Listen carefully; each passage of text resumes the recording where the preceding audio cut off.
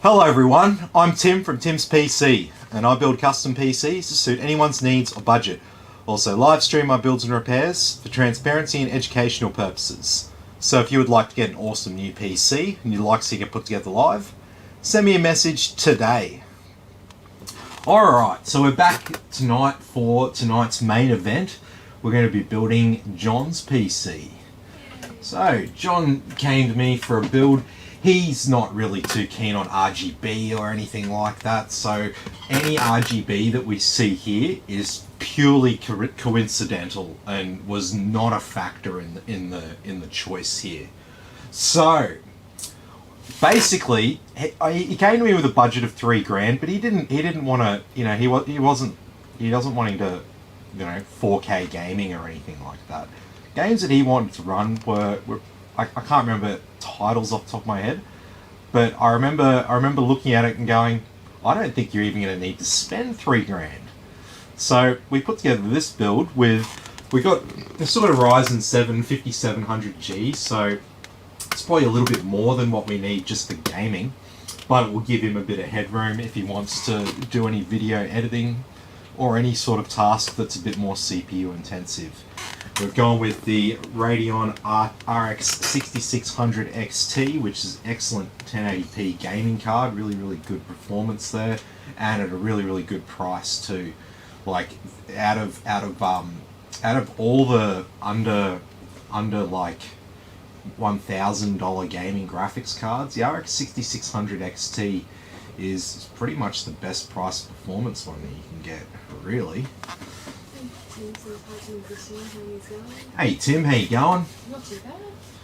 Christine's last day of the week for her day job, so she's very happy. It's her Friday, so it's actually Thursday if you're wondering, but it is Christine's Friday. So, all right. So I mean, other than our CPU and graphics card, we've got the MSI B550M Pro VDH Wi-Fi motherboard. We've got two silicon power SSDs. We've got a 500GB one for Windows and a 1TB auxiliary. We've got two kits of G-Skill Ripjaws 3200MHz CL16 memory. Obviously we've got our graphics card. We've also got a 4TB Seagate Barracuda hard drive. We've got a 750 watt gigabyte modular power supply with 5-year warranty, 80 plus gold efficiency. And we're going to be putting a Corsair H150i RGB Pro XT cooler on our CPU. So we're not going to have any issues doing whatever we want with our Ryzen 7 5700G here. Alright. And obviously our case here, if you haven't recognized it, is the Antec D700 Flux. A really good case to build in. Supports a total of 9 120mm fans and comes with an included fan and RGB controller that's addressable. So you can plug one RGB cable into your motherboard, one fan cable into it. So really handy feature to have in a case. So if you're looking for a case, if you're looking to build a PC for yourself and you don't really give a shit about cases, definitely check out the Antec D600 and 700 Flux, just because they have that included controller. They're just a fraction over $100 and they have 3 pre-installed addressable RGB fans. Not just like 3 random RGB fans that you can change with a button. These are actual proper 5-volt addressable RGB fans. Just like the $15, $20 ones you'll pay for individually. But you've got 3 of them in the front of the case. So when you factor that in, that's half the cost of the case right there. So really good option. It comes with a black fan plus 1 reverse fan, which is designed to go underneath the graphics card, and around the back here you'll see that it's got this vent, so it can actually draw cool air in the back side here and blow it directly on top of your graphics card if you wish. We probably won't actually install that in this build today, just because we're going to have really good balanced airflow with our Corsair cooler mounted to the top, the one fan here on the back, and then the 3 fans drawing in cool air from the front. So any extra fans to me in this case configuration, that's just going to lead to more noise. So we're not gonna do that. More noise and more power consumption. So we won't put anything in unnecessarily. All right, and I think that's pretty much everything. So let's get started here with this build.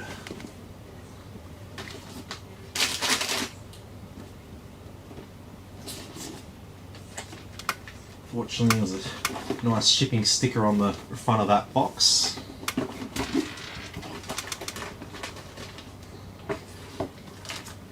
Alright.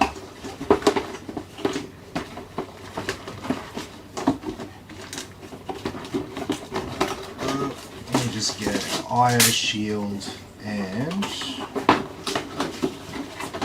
have some Wi-Fi antennas. And you can all go back in the box there.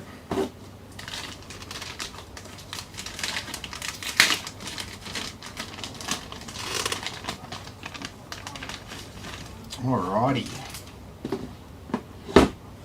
So this is a motherboard we've used quite a lot here. So it's a pretty good price performance board. It's got the 2 M2 slots, a dual channel memory with 4 slots, a total of 5 fan headers, and 2 5V and 2 12V RGB headers. And it also has a nice horizontally orientated USB 3 connector, which I quite like. It's one thing that I really like. What am I doing? I'm opening the Wi-Fi antenna just because it's the first thing in my hand.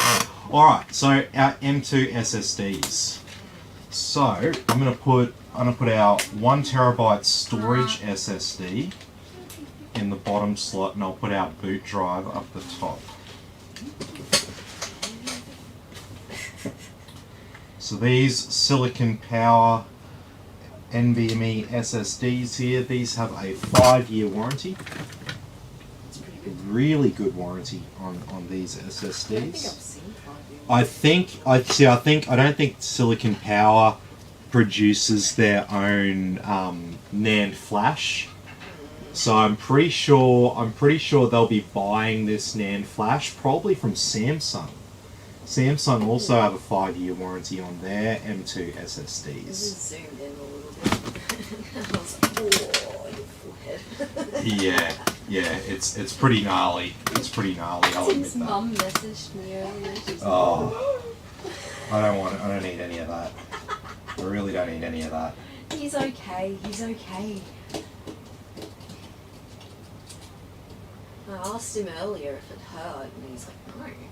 Like, the bruising looks like it hurts, but it doesn't. Yeah, it literally doesn't. Like my eyes look slightly black. It's just because I've knocked really hard on the eyebrow. Like I got a split above this eyebrow, and I got a sort of a split under that eyebrow, and that's the only reason why I've got like bruising around my eyes. Everything that fell on me fell on like the top part of my head. So yeah, the bottom part of my head's fine. My eyes themselves are fine.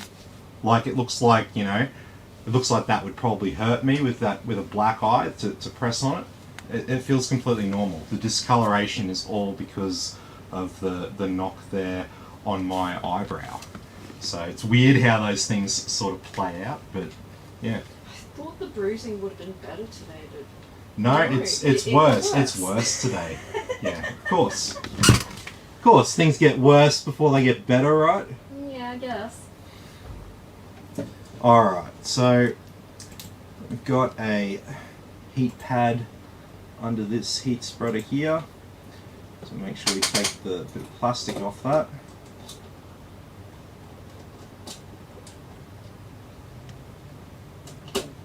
And so neither of these drives are the sort of drives that are going to get too hot. With a 5-year warranty, they probably can't get hot.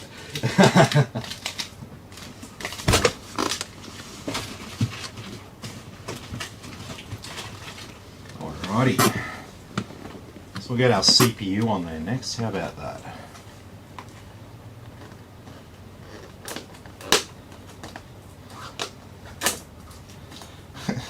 Do you know what that made me think of when I said, how about that? Do you remember that girl in America on that show that said, "Cash me outside"? Yeah! Cash me outside, how about that? Sorry. Look it up if you don't know. Just Google "Cash me outside" girl. That's an oldie. That's an oldie. I'm probably showing my age at this stage with that. I think so too.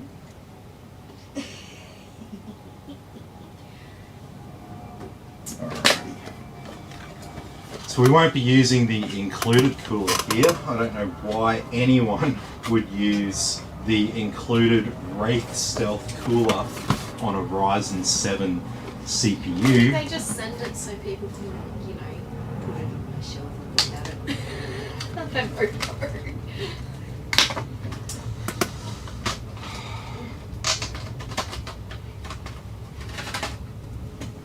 Okay, so we got 4 DIMMs, 4 slots. Really can't mess this up. I don't think it's... Is it possible to mess that up? Like, is it possible? Like, I don't think it's possible. Like, if you... Yeah. Surely, if I say it's not possible, someone will, like, find a way to fuck it up and show me.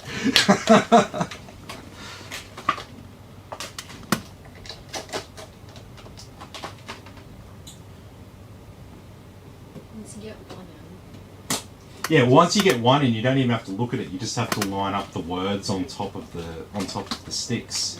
Then you know which way they go in. You really can't stuff it up. Well, you can. I mean, if you don't press down nice and evenly and make sure that they're clicked in on the edges, then you probably won't have them mounted properly in the slots. And in that case, yeah, that will cause a problem for you. Okay, so we're pretty much done there with things that we're going to put onto our motherboard. Now we've got to attach the cooler to the CPU block. What's up? Hayden says, dude, what happened to your face? Computer parts. That's what happened to his face. Whole heap of shit fell on my head. That's the short version. I tripped, fell, and stuff came down on my head would be a slightly longer version. The extended version involves the cat. Yeah. Extended again involves stairs and a cat. It's just one of those. He looks like he's been in a car accident or something. Yeah, literally. It's like Fight Club, man. I should have opened with a Fight Club joke. The first rule of Fight Club is you don't talk about Fight Club. The second rule of Fight Club is you don't talk about fucking Fight Club. That's how this works, right?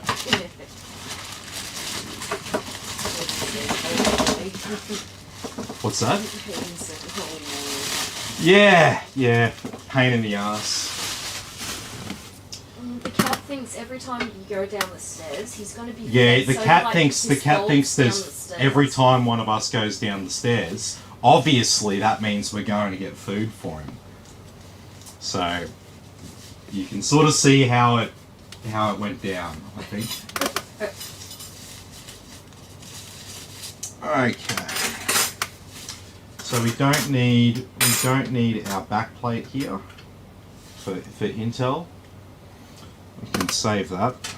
I'll probably put that to use when someone comes in going, oh, I got this cooler and it won't fit my LGA 1700 socket board. Well, no, it's a legitimate issue, right? But like, it's world's smallest violin for us because we've got a whole big like box of spare frickin' cooler parts and stuff. It's not a problem for us. That's upside down. Yeah, I'm talking to myself and I'll like make stupid mistakes while I talk to myself. Well, I'm not talking to myself. I'm talking to. This is the weird thing about doing this. I'm talking live, but I'm also talking to people who are going to watch it after the fact. So, I'm... Yeah. A little bit, yeah. Okay.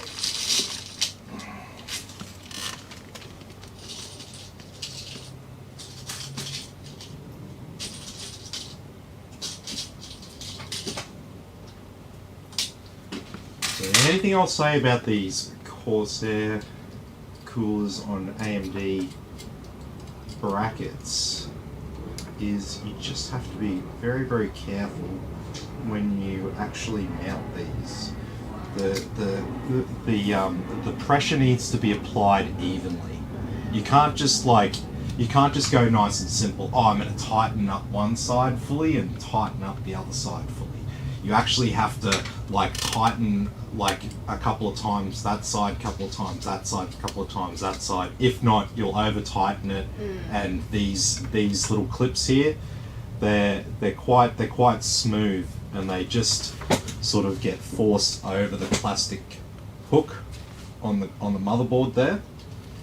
So if you don't tighten them evenly, if you have a look closely at that, see that over that, if it's like, see how, feel that,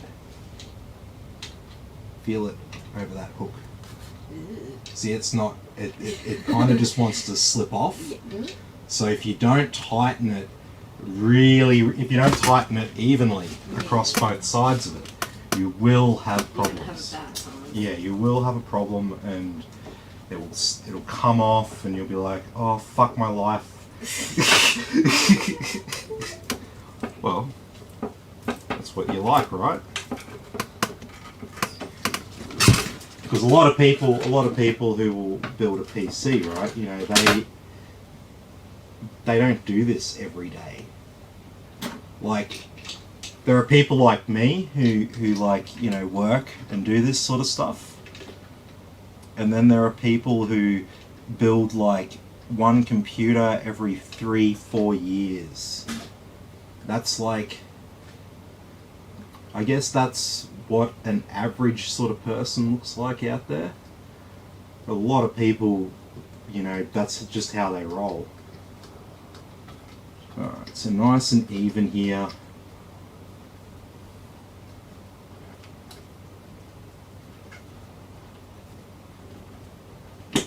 Oh, and see exactly what I'm talking about. It's slipped off. So obviously one side was a little bit uneven.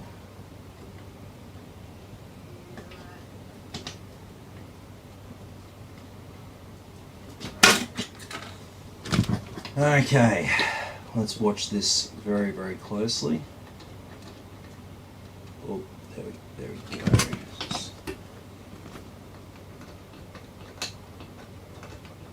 This is what I'm talking about. Yeah, there we go. There it goes. Watch for...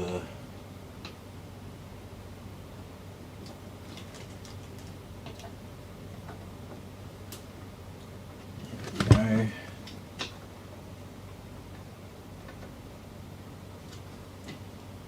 That should be pretty solid. I don't think there's any need for any more tension in those bolts there. That is going to be nice and evenly mounted.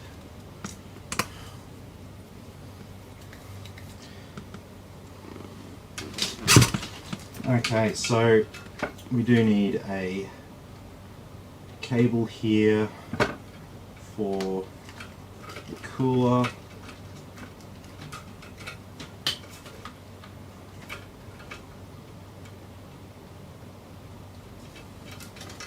Sweet as.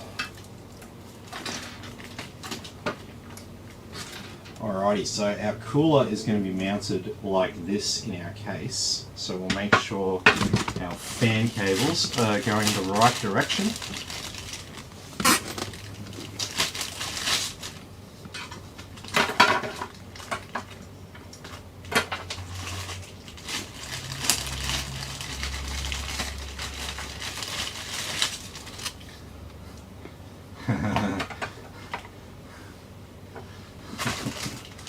Just reading through some comments there.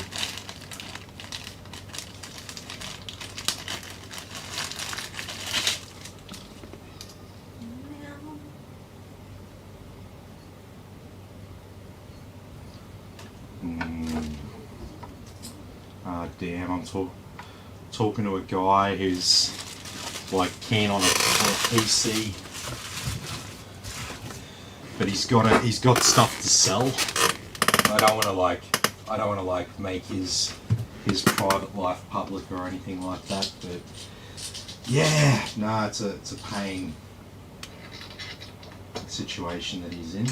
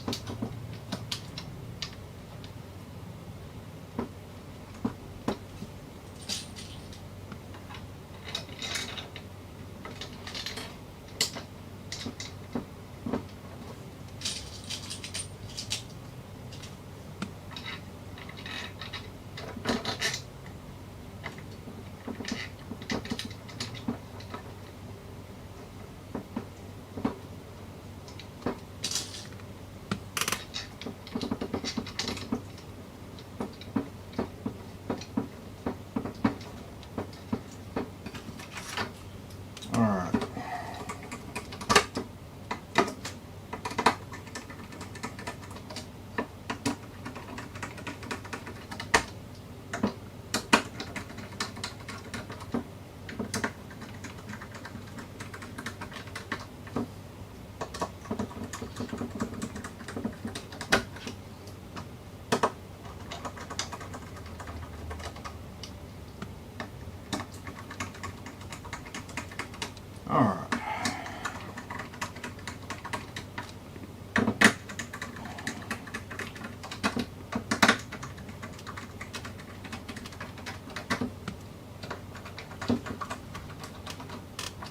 Alrighty.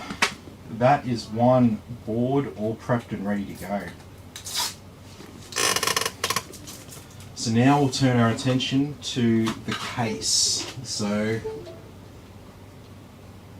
I'll start by pulling off the sticky. So this protective tape and stuff like that on PCs, it should be removed because normally the glass panel that it's protecting is designed to be air cooled, and so the plastic sheeting will sort of affect that. So in general, you want your glass nice and clean.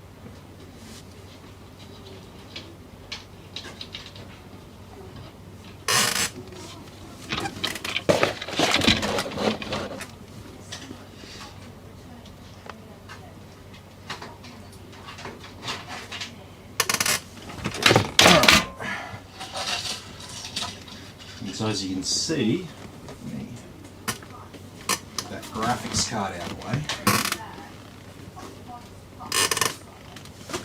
So you can see we've got a pre-installed controller there.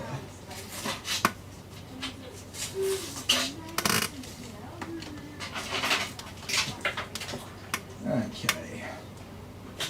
So that has the reset cable plugged into the controller by default. we're not going to use that. We're going to use the reset button on our case as a reset button, because there's no need to control any of the RGB. In fact, we can turn it off. I'm probably just going to set it to white, because everything inside the case is going to still look pretty nice, pretty cool. Whether there's like colourful RGB in it or not, a little bit of illumination on our internal components will look good. So there's all these. One thing that I don't like about these cases is they have all of these cables, like all tied up in individual little cable ties around them. It's kind of painful. I always like to remove them. I don't really like having wire cable ties like around cables. Yeah. Adam's tie. That's boxing. Oh. Yeah, no, none of that. Oh, I would get my ass kicked, man, for sure. For sure. I'm even me at my angriest is not angry enough for that.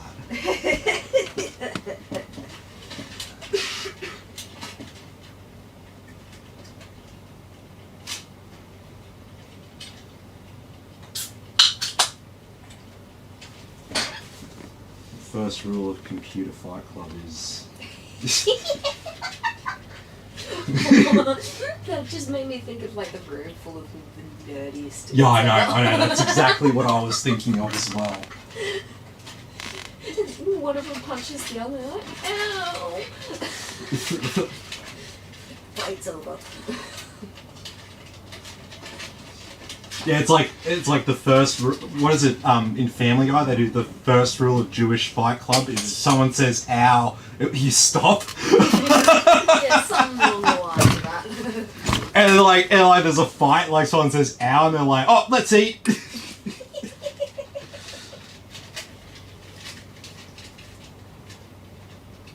And no, I'm not trying to be insensitive to Jewish people or anything like that. It's a joke. It's a skit in a cartoon. No, it's Okay, it's Guy. nothing. Family Guy. Look it up. It's. They I don't like to write hold- the. I hold don't up write a the. mirror I don't to write the. society. I don't write the culture. I don't define the culture. I just live in it.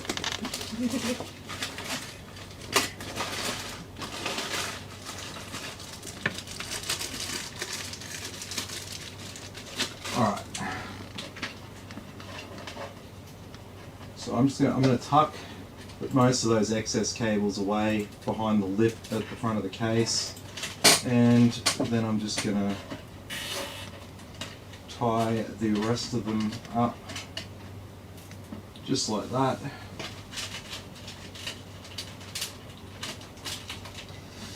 And that way we just got a nice single line of cables over there.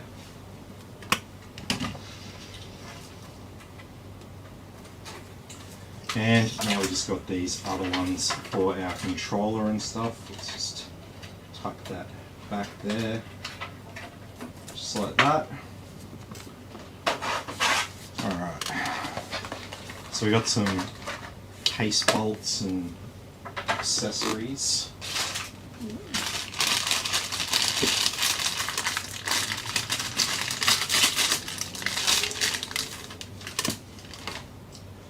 Alrighty, our very thin 4TB hard drive.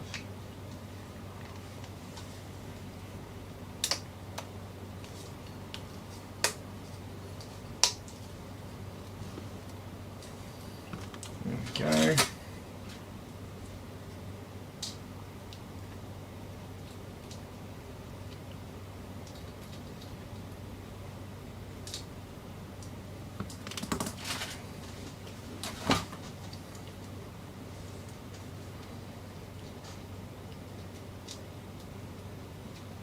I need to remagnetize this particular screw head.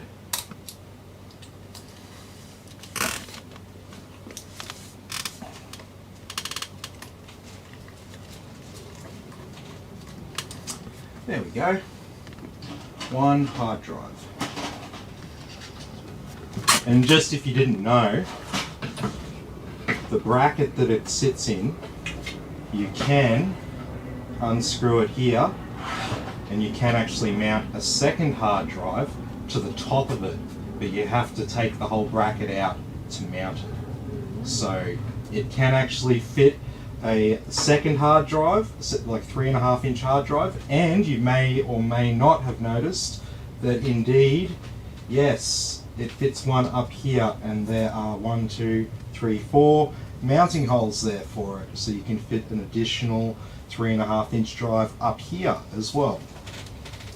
Plus the 2 smaller SSDs there. There's also room for another SSD to be mounted there as well. So 3 hard drives, 3 SSDs, 2.5-inch SSDs. There. That's why I like this case. That's why I like these Antec cases, and that's why if people don't really have too much of a preference on a case, I normally go with something like this, because I pretty much can't go wrong selling someone a case like this. No matter what they want to upgrade, they should be able to fit it in this case, right? So, alright. Let's get our power supply sorted.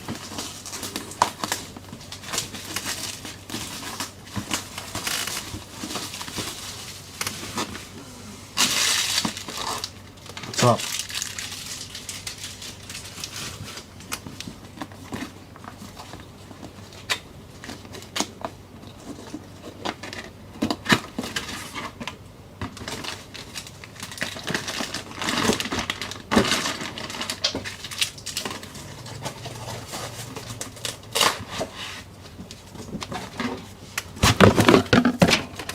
Alrighty.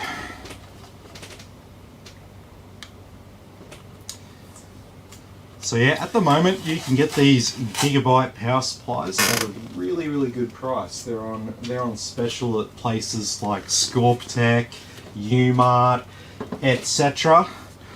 And so the reason why, what happened with these is, there's nothing wrong with these power supplies, right?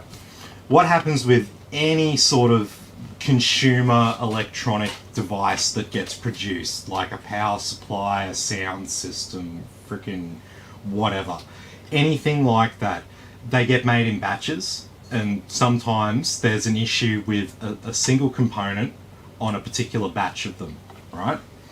So what happened was some stock with a bad batch made their way to a certain tech reviewer who's got millions of followers, and then he did a thing about these power supplies exploding and blah blah blah and causing all these problems and stuff. So everyone all around the world stopped buying this power supply. So then Gigabyte has gone, oh shit, we're not selling any of our freaking power supplies anymore. What are we gonna do? So they've upped the warranty from 3 years on this unit to 5 years on this unit. And they cut the price by 30%. Oh shit. 30%. They're making sure that there is a whole shitload of people with these in their computers and they have no problems with them and they're good quality units. They've got a plan to recover from bad PR about these units. And mind you, I've spoken to all of my colleagues in Australia who do this sort of work all around the country, and none of us have had any issues or any recalls on these units. So there's been nothing wrong with any of the units sold in Australia. So if you were to see something about these power supplies being bad, not applicable in Australia. We never had any batch issues where they were blowing up or failing at any sort of rate beyond what is a normal kind of like failure rate for power supplies. So you can get a 750 watt power supply, 80 plus gold efficiency with a 5-year warranty, and it won't even cost you $90 these days. How good's that? Fully modular, all black cables. You can't go wrong. It's just a win. It's just a win from a consumer perspective. Yeah. Big, massive global company like that, they make decisions about products that they sell, right? and they've come to a decision as to this is how we save the brand, and you get to reap the rewards. So happy days.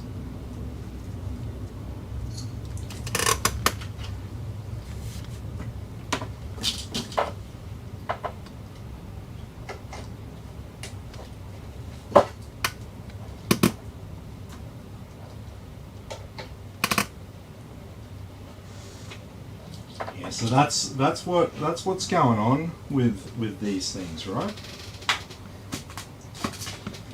If you've seen them and you've seen them on special and really cheap, you might have been thinking why, but that's the backstory.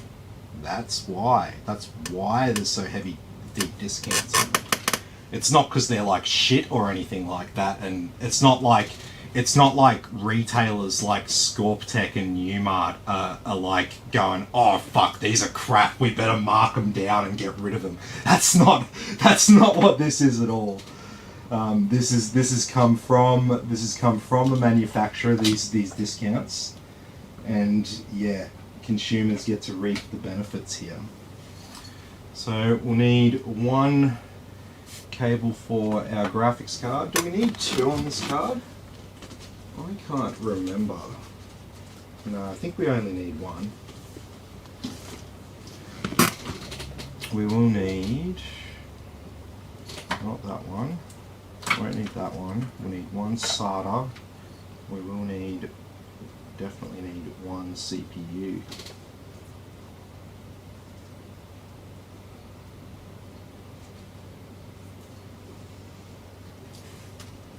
Actually, plug that one in down there.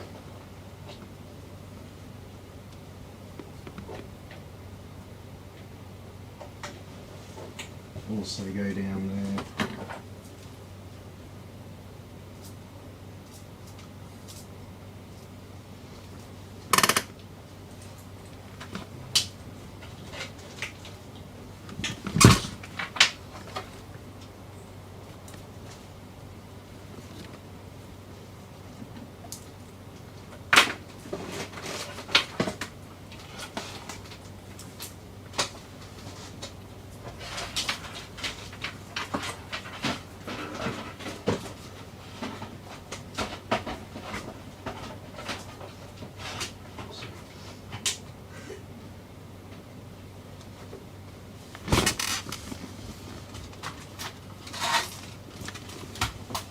Let me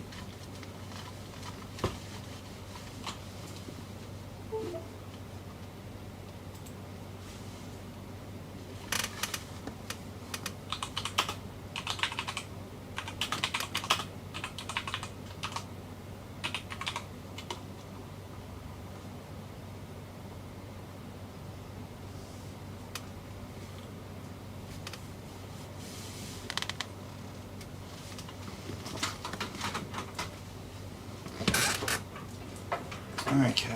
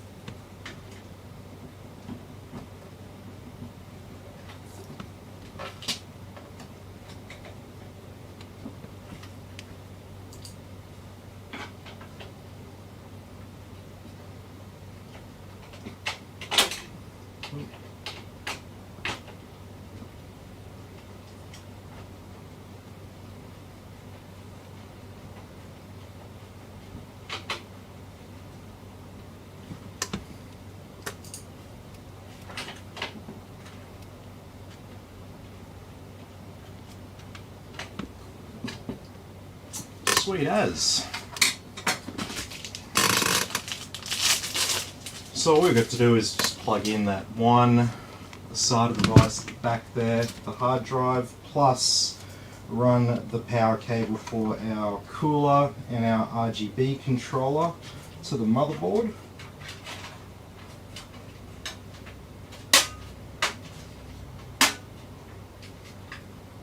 go. And get some of these spokes out of the way.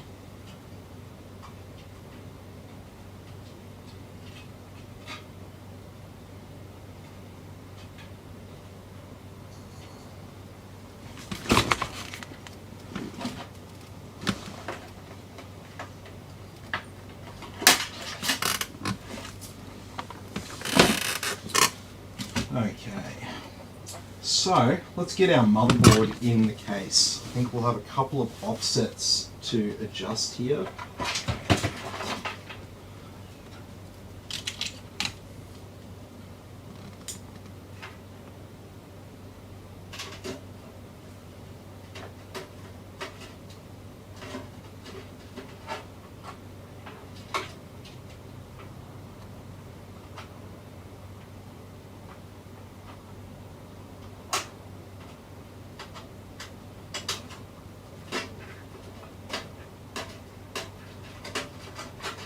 So luckily this case actually has all 9 ATX bolts installed. So all I have to do is reposition 2 of them for our micro ATX board and we're in business. Do you need a hand? Be right for now.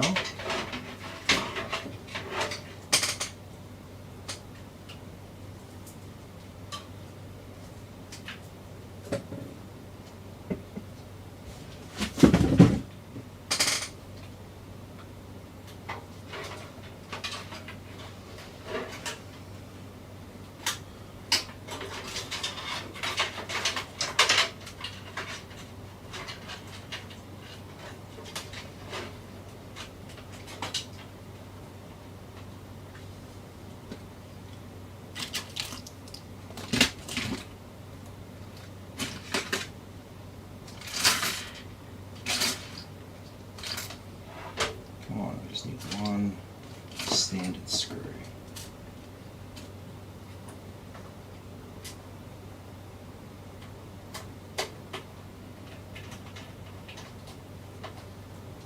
Sweet.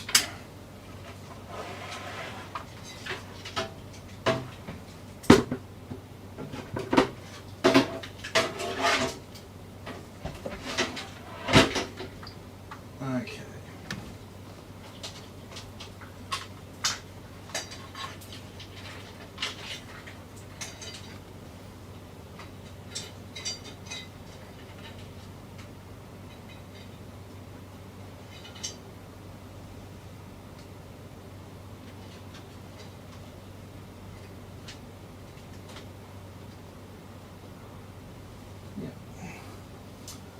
That's looking pretty good.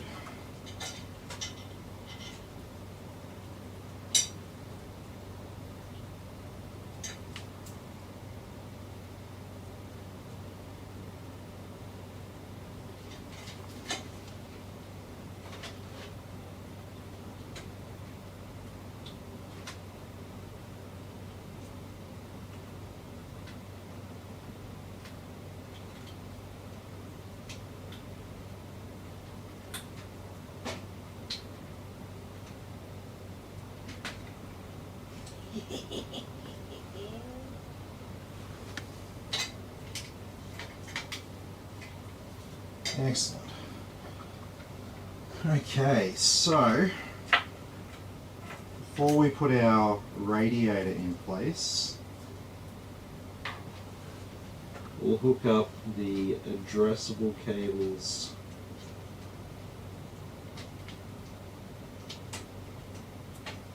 for our front fans.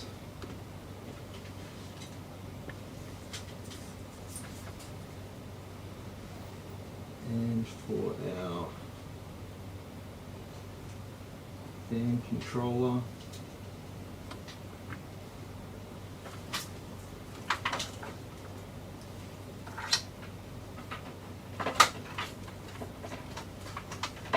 And finally,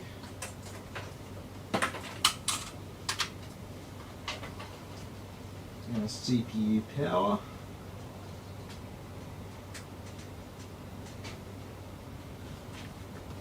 good.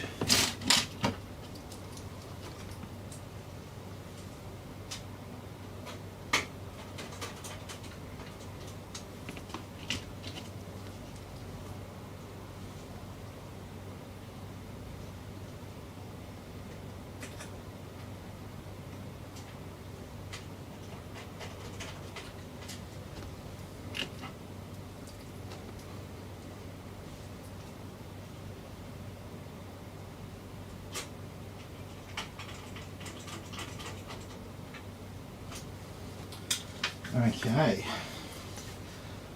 so we can now look at actually getting our cooler, sorry, our radiator I should say, mounted in the case.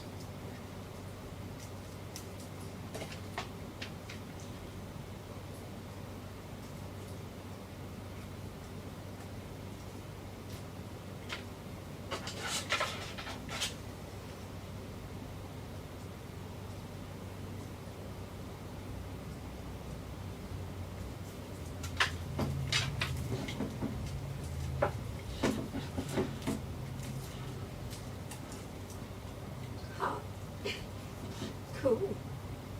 So, you know the polar explorer Ernest Shackleton? Yeah. Yeah, his ship Endurance, which was which sank in some 10,000 feet, has been found. Oh yeah, I heard about that. Was it like James Cameron or someone who like found it?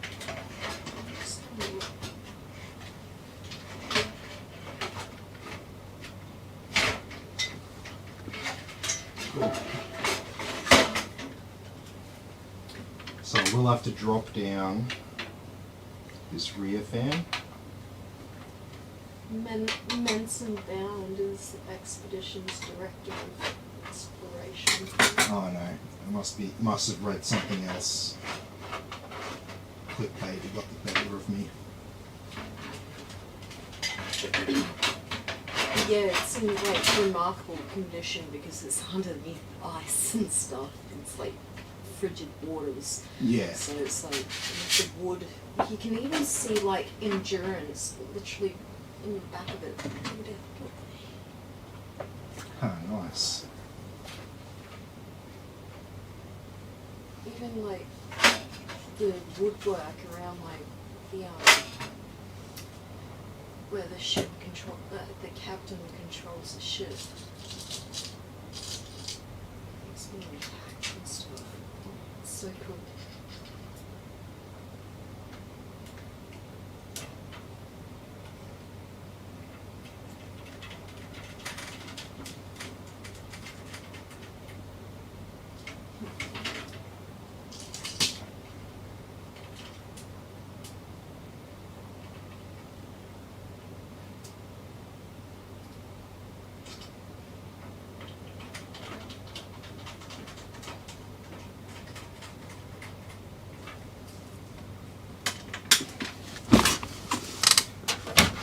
There we go. 2 bolts in, that's good enough. No, I'll put the rest in later because it stops the video dead. Sorry. Oh, screwing in a lot of bolts repeatedly. I said it stops the video dead.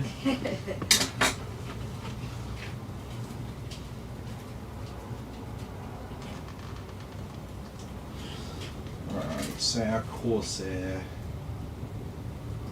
cooler has included fan controller for the fans.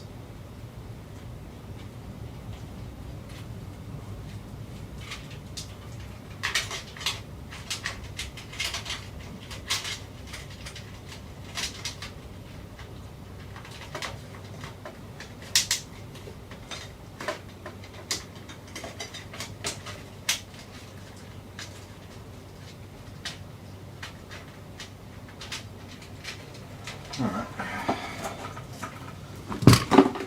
Sweet as. So we've got USB 2 cable from our controller, SATA power cable from our controller, SATA power cable from our RGB and fan controller. obviously our hard drive there to power, and then we've just got our front panel cables, motherboard and graphics card power. So we're coming along pretty good out here. USB 2, we'll run that one down behind the motherboard discreetly there.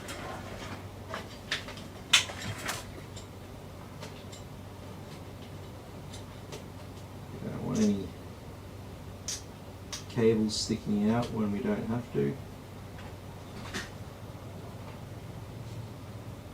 Alright, so that's our USB 2.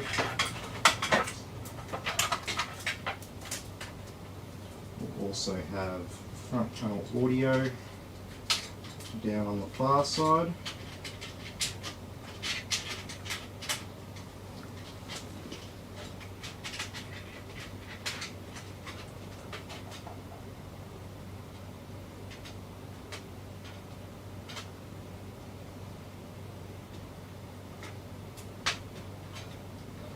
There we go.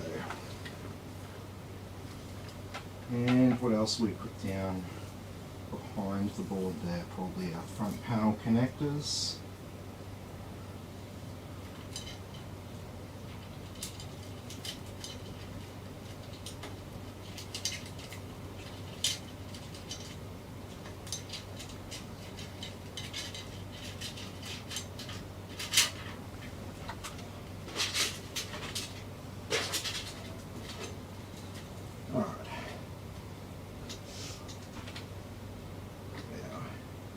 HD LED, power negative,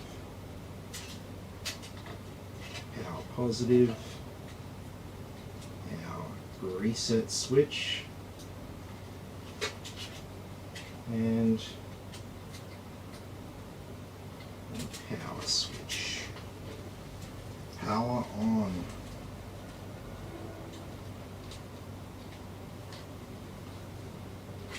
Very good. Alright, that looks like everything that we're going to need to route discreetly behind the case.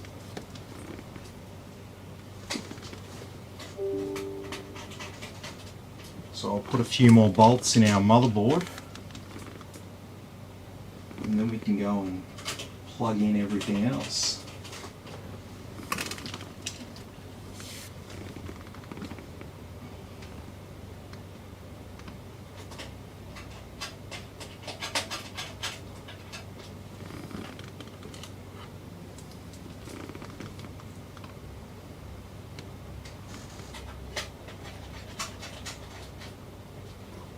Sweet. Okay.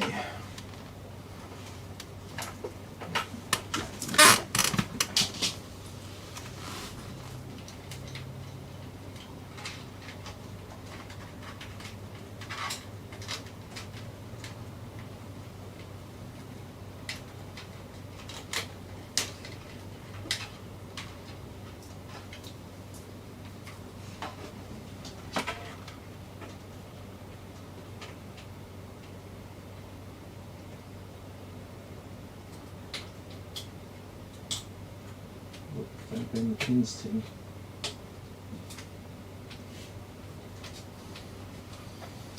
Okay. And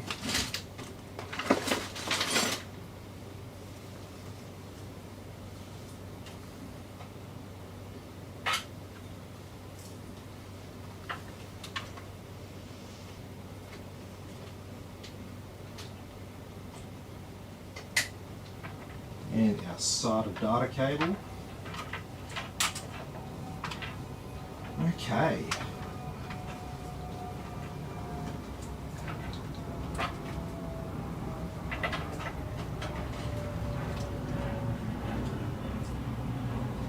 Motherboard.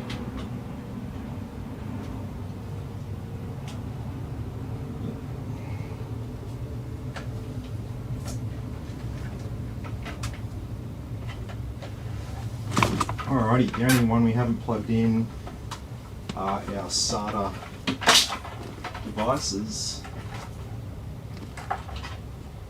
So power to the hard drive.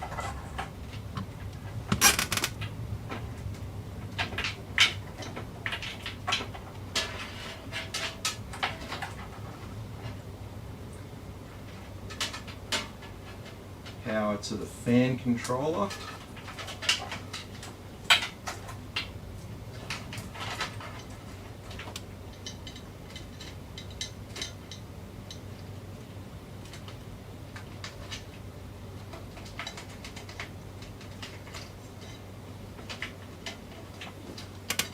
And then finally one for our cooler. Sweet as. So all we're left with back here now is PCIe and SATA data for our hard drive, but we don't plug that in just yet. Alright, graphics card time.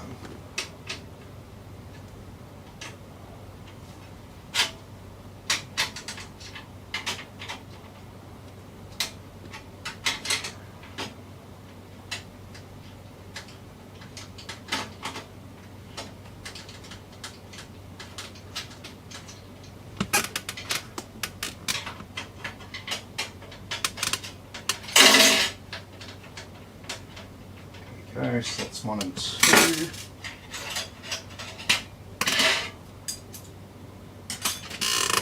And our 6600 XT.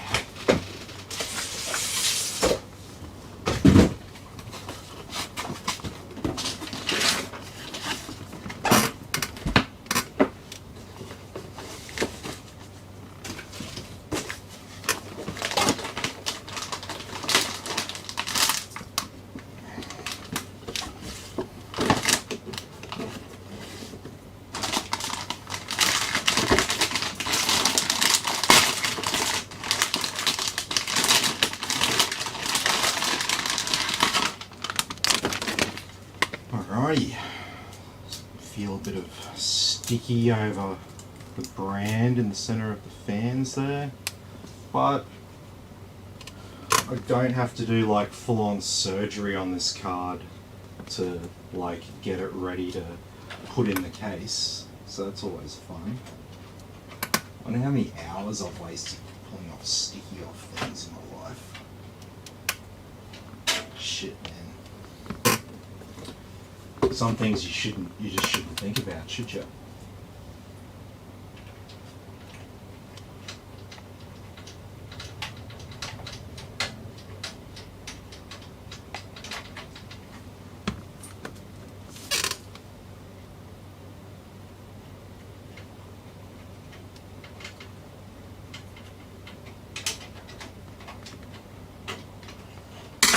Excellent. And then our PCIe power cable for the graphics card. I think realistically it should come out through here.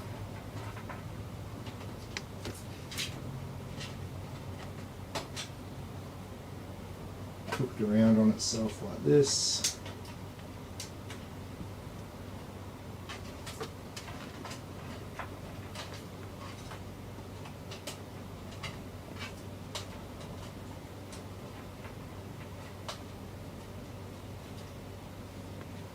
There we go. All the cableage in the one area there. Yeah. Peter wants to know, did you back chat your missus? No. No, I had a trip and a fall and shit came down on my head. That's basically And it. a cat was involved. A cat was involved and yeah, good times. Alrighty, well we are You know, was set up like that cost. something like this. This is Ryzen 7 in here and stuff like that. I think this is like mid to high twos around there. I'm so bad. I do so many quotes for people every day. I don't remember like exact prices for PCs because every PC I build is like different, right? So don't mind me that I can't like I don't have like these numbers to throw at you for the PCs that I'm building. Just the nature of it, man. If I was building the same one over and over again, I'd be able to tell you that, right? But Everyone's different. But I can always give you a ballpark estimate as to what a build is worth.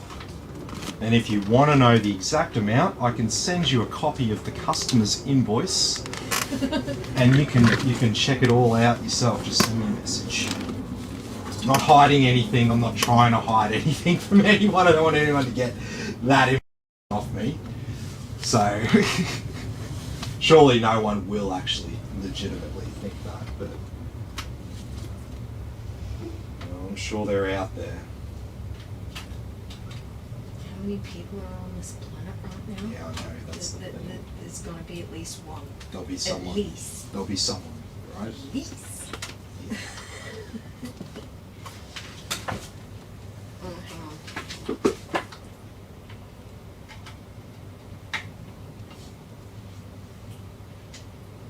Can I press button?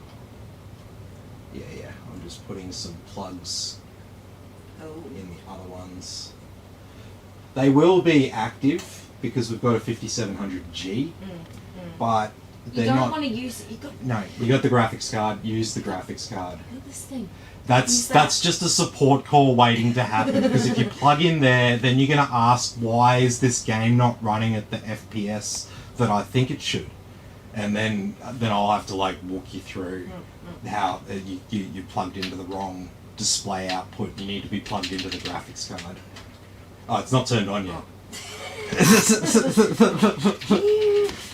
All right, now I'll turn it on.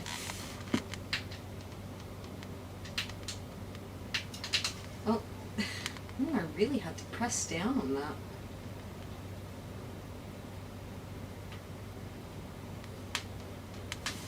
Alrighty.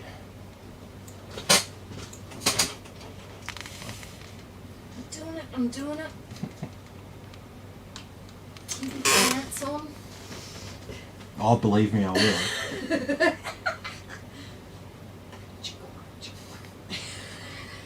Sorry.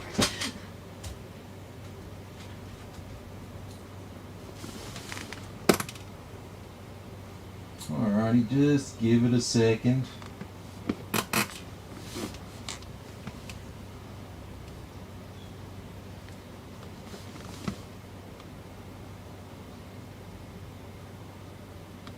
Here we go.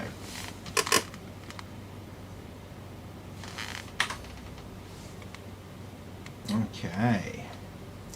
Alrighty, so we're into BIOS. We've got 2.8. We may as well just flash 2.9, because I think 2.9 is the one that's got the Windows 11 settings programmed in by default, so you don't have to fuck around with anything. So we might do that first, so we make sure that this PC is going to be Windows 11 ready. And then yeah, let's get Windows on it. Let's make sure it actually works. So far so good. Like, we're past the biggest hurdle. The biggest hurdle is like turning it on for the first time. And then after that it's like, oh well. Every other problem is usually secondary. Because once it turns on and you get a post, that means, you know, you don't have any dead on arrival parts. Okay, so we got 7C95AMS. Let me have a look at that. 7C9529. Yeah, looks like the one. So yeah, so there's a code that you can sort of decode with all those BIOS names. It's, yeah. Once you familiarize yourself with it, it's not too bad. If you're not familiar with it, it looks like just a whole big bunch of nonsense on the screen, and it's all very intimidating and shit. But the good thing about these modern flash utilities is it won't let you flash a BIOS that's incompatible with the board. It does like a check. It does like a dumbass check before it goes to upload it. it's pretty safe. You just don't want to lose power while you're doing this. So I've got a UPS, so an uninterruptible power supply, and that's what everything you see here is all plugged into. So even if I was to get a blackout, the PC that I'm working on won't actually go dead. So I don't have to worry about a blackout causing a motherboard to get bricked or something like that.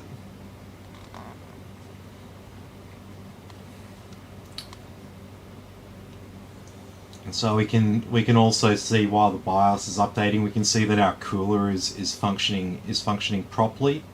If there was a problem with our pump, we would probably see some evidence of that by now. We would probably see a CPU in the 50s, I would say, in terms of temperature. And I can feel the vibrations of the pump if I touch the hoses there. I don't know how old the comment is, but that guy Dylan on YouTube says there is something so therapeutic about watching the PC build. Yeah, well, yeah, I mean, it's one of those things, right? Like people like seeing things come together. It's like there's a whole show called How It's Made, right? Like, and that's just literally showing you industrial manufacturing processes. Like, yeah, custom PCs, definitely a lot more like thing to it. You know, if people watch people restoring old cars and stuff like that, absolutely, like, people like watching PCs be built. PCs are a modern part of the modern world. They're like a daily part of pretty much everyone's life at this stage. So, yeah, it's cool seeing a cool looking one get put together.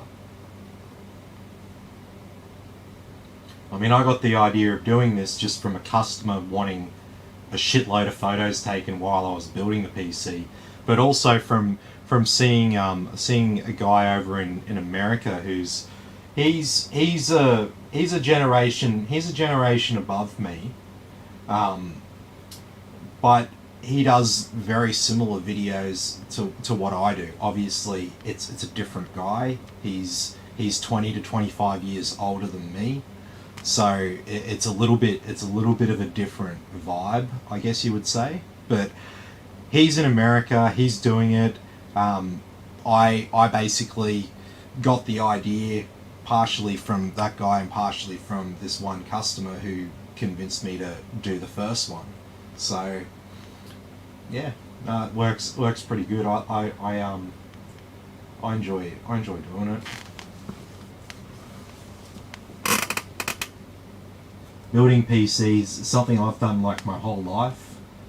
I'm just fortunate enough now that in 2020, that this era with COVID and stuff, there was just a huge uplift in demand for PCs to the point where it was like, oh, I've made more from my side project this week than I have from my actual job. I need to reevaluate my priorities. So, yeah, that's kind of the basic story of Tim's PC, I guess you'd say. That's kind of how it all started. I didn't come in going, right, I'm going to do live streamed PC builds, and that's... Just wanted a lot of photos, and so I was like, nah, fuck that. Yeah, dude wanted like all these photos, like every step of the way. I'm like, I'm not stopping what I'm doing while I'm building it to take photos of it. No, fuck that. I'll put a camera up. While he's doing it, But still, I don't want. a lot of work. I don't want to get my wife to do that either. So I'm just like, just put a camera seems like up. a lot of work. Just put a camera up, and you can watch it live.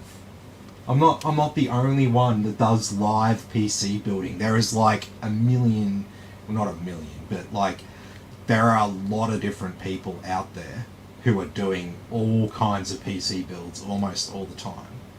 I guess the thing about what I do is this is just like this is 100% real. It's not like contrived content for the channel or something like that. I'm just here building PCs for real people and fixing PCs for real people, and I've just got a camera up here and I'm talking about what I'm doing and stuff like that. Because there's some people are like, oh, why do you show people how to do your job? And it's like, well, I am, but like the average person isn't gonna turn around and start building a PC just because they've seen one person put one together. And there's already a million, well, like I said, not a million, but you know, hyperbole. There's a lot of people out there showing you how to build PCs. It's not a secret. There's no like, it's not like secret knowledge or anything like that. It's out there. People, there are heaps of videos everyone can watch from a million different channels. Whether I show the work that I do or not makes very little difference to me.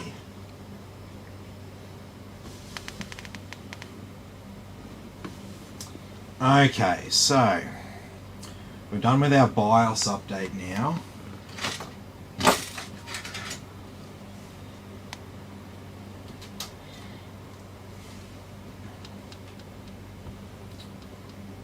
So once this is back, we'll go into BIOS. Okay, XMP. I don't think there's anything else we really need to adjust here. Everything else should be all ready to rock and roll.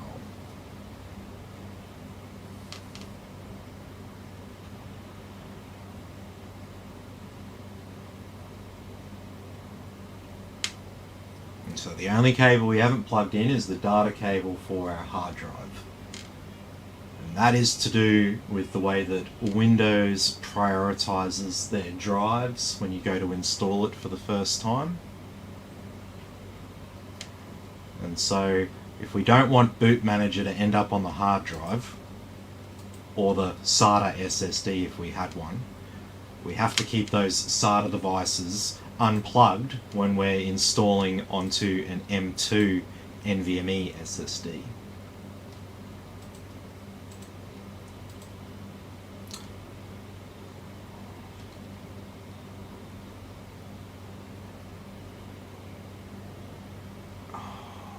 Are you serious?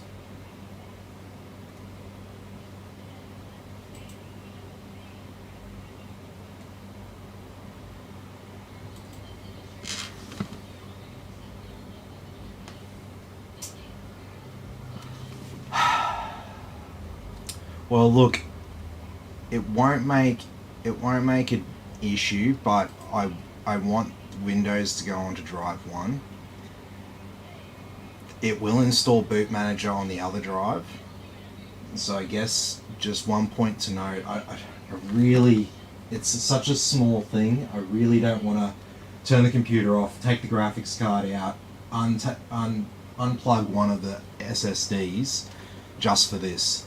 I mean, realistically, this customer's going to keep both of these drives installed in this computer for as long as he owns it. He's got a 4 terabyte hard drive there as well.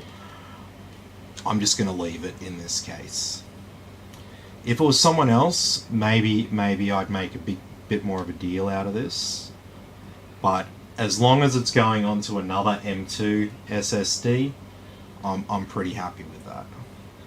So I'll show you what I'm talking about when we're actually in Windows, and I can pull up disk management and show you the actual partitions on the drives. So I'll try to remember to show you that so you can see what I'm crapping on about.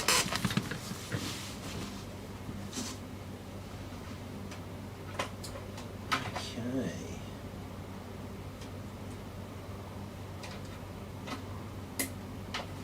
And our SATA cable's plugged in.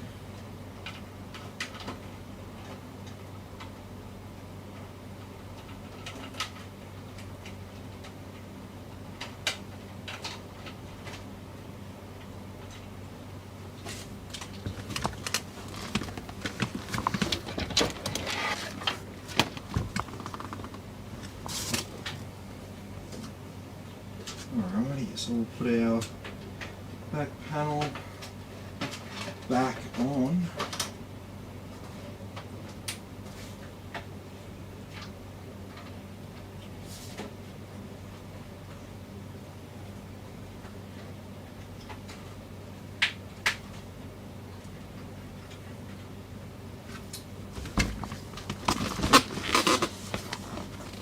And we can reboot now.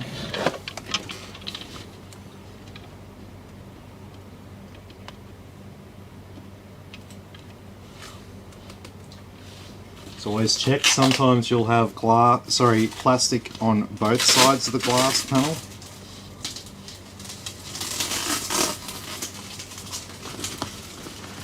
Please, like I said, please remove. I'm not like some autistic kid who's got an obsession with removing the plastic or anything. There is a purpose for it.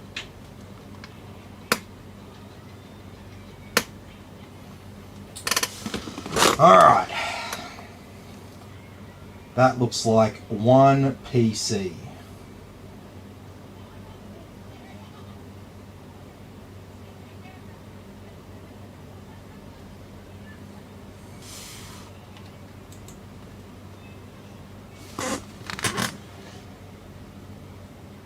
Braden says, "Hey lad, I'll be chasing a new work computer in the near future and I'd like to support small business as I run a small business myself."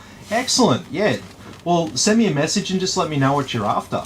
I'd be more than happy to help you out with a new computer. Ooh. What did my wife just yell out about? My wife just yelled, "Ooh," really loud. What's up, babe? She's watching something. Silent.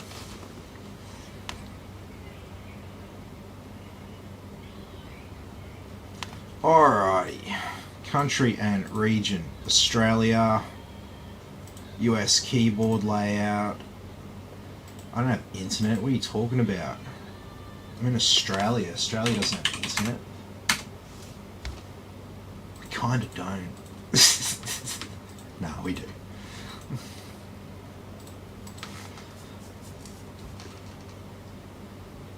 It's just like worse than pretty much every other Western country.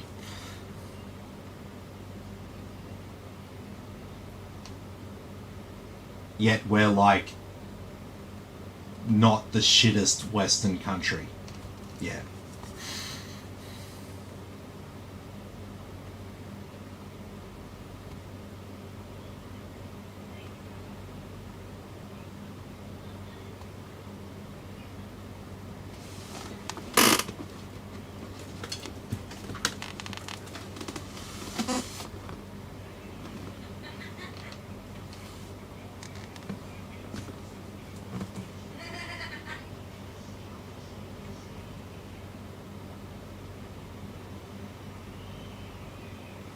Alright, so this is just about done its thing.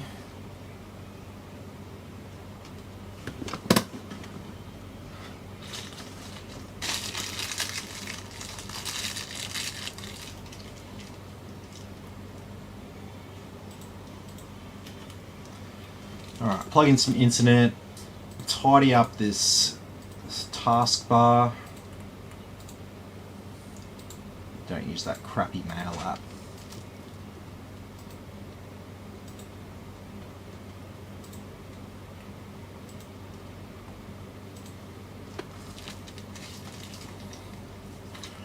Okay, so we need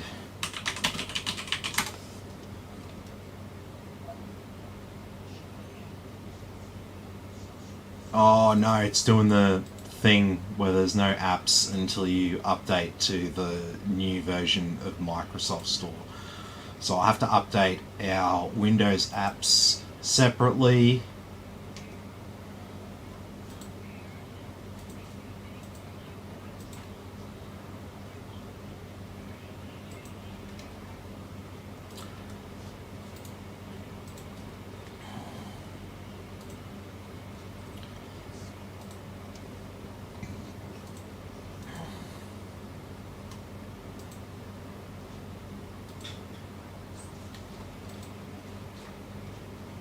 Okay.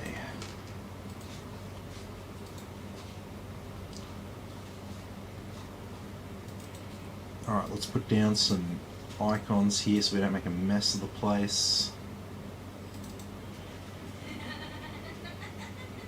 Okay, no WD. No. Ryzen Master, we'll put that on there. I've got a good enough cooler for it.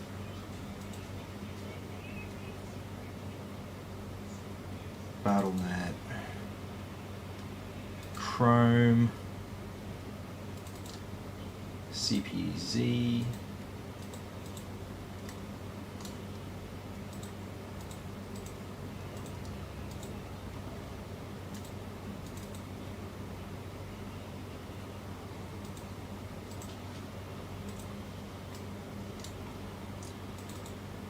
Crystal disk mark.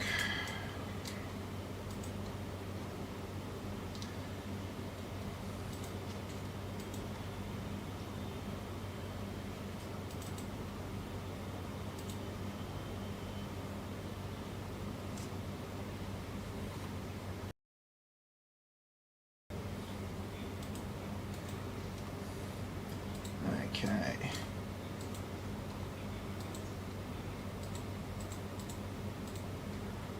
Alright, so Epic Games.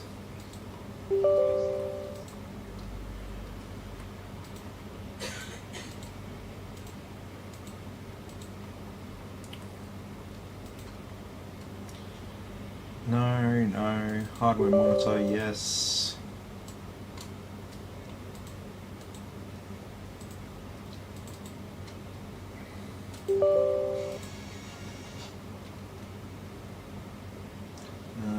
No Intel.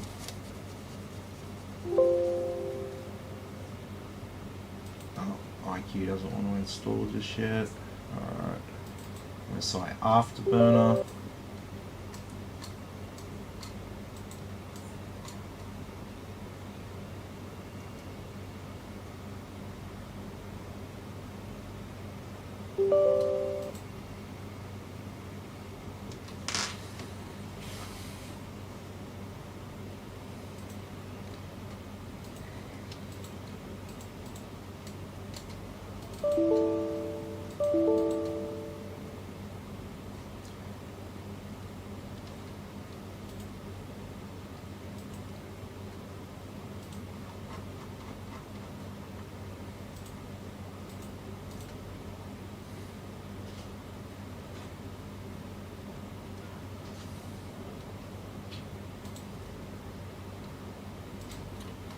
Okay, that's all sorted.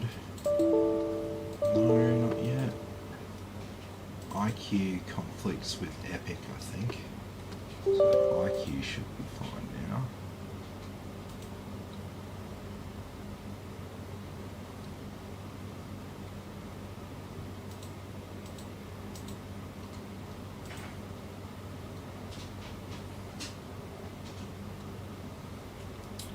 No.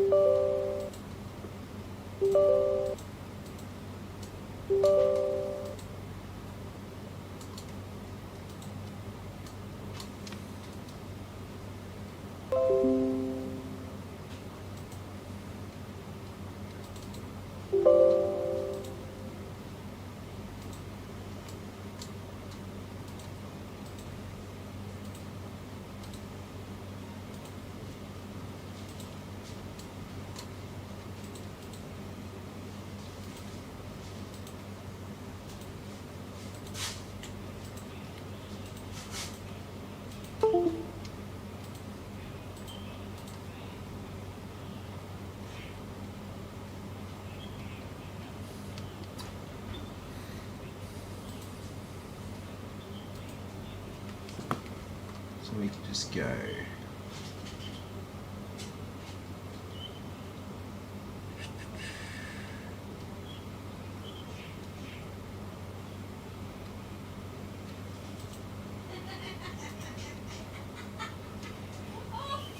Just go white.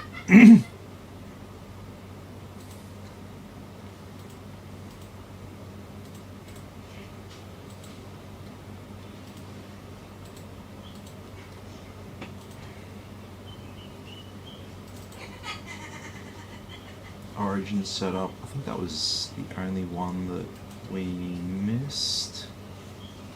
Everything else was all sweet.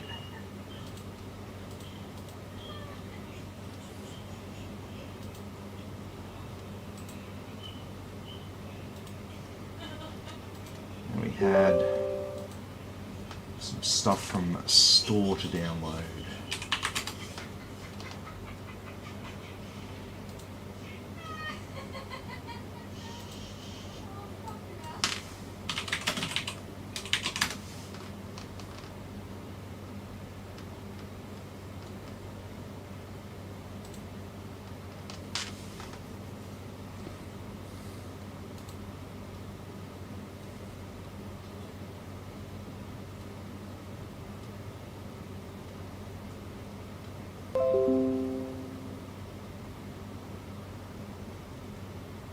Alright.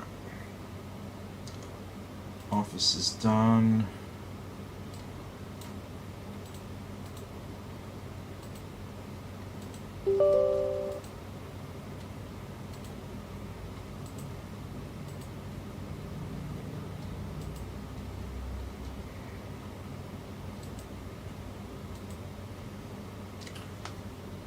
Okay.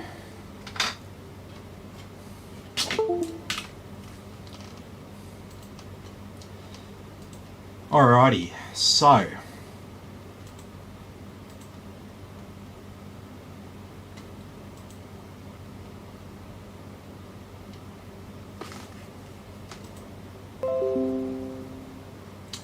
oh, look at that, it didn't do it.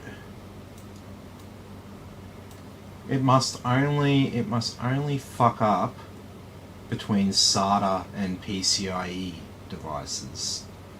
So 2 PCIe devices, it'll install all of Windows onto whatever one you say, but if there is a SATA that will be by default in the drive 0 position, it will put Disk Manager on that fucking hard drive. Yeah, okay. Not technical at all, right? Not confusing at all, right? Okay, so let's start a new volume for our SSD. Storage SSD. And we'll do the same thing for our hard drive. Storage HDD. Sweet as. And there we go. There are our 2 volumes. Our 1TB SSD and our 4TB hard drive. Plus our 500GB drive there with Windows on it. Sweet.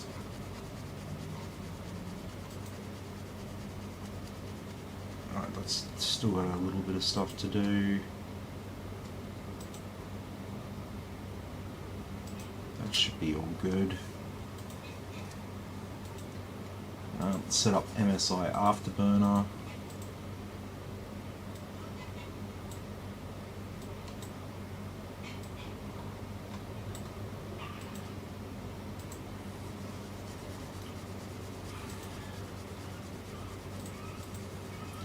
Okay, GPU1 is our card.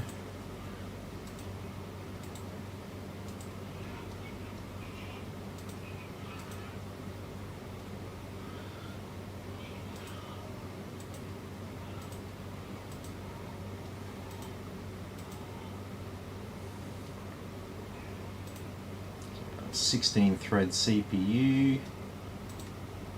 Obviously the one that doesn't have a number is the total. That's what I'm clicking on here. I don't want to see per thread, I just want to see the total.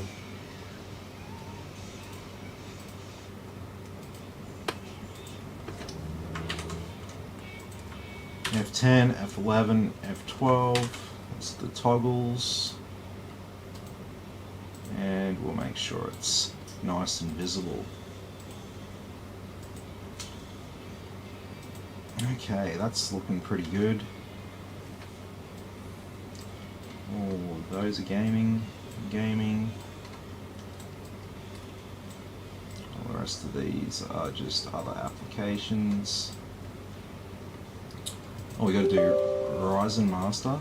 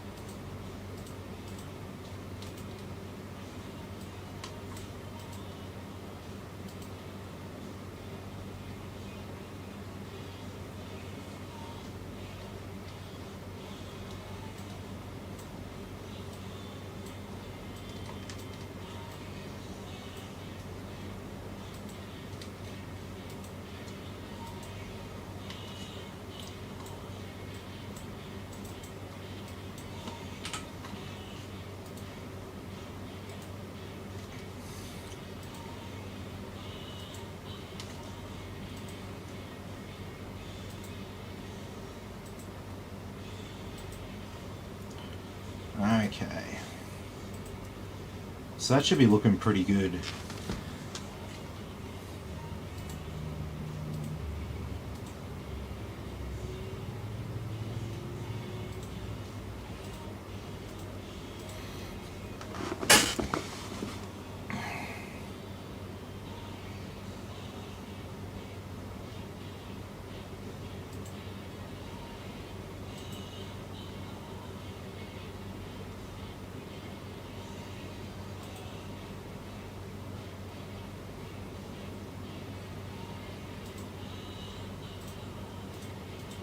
We can get the health check app.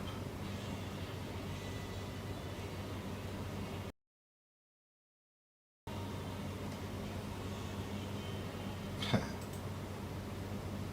you're wondering what happened then, it was installing the drivers for the CPU graphics, and then it was having a spat between the card and the CPU graphics and where it was outputting to, and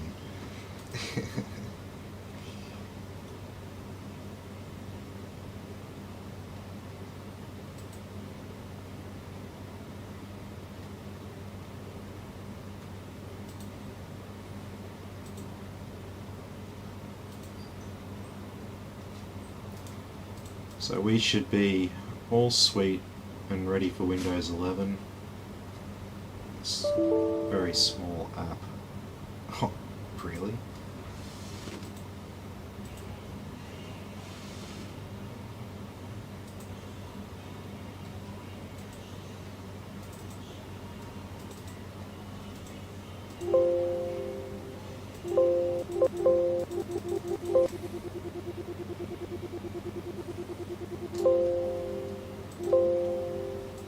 Bloody hell.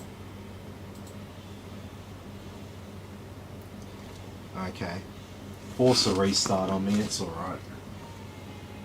I don't care. My time's not valuable. I don't care.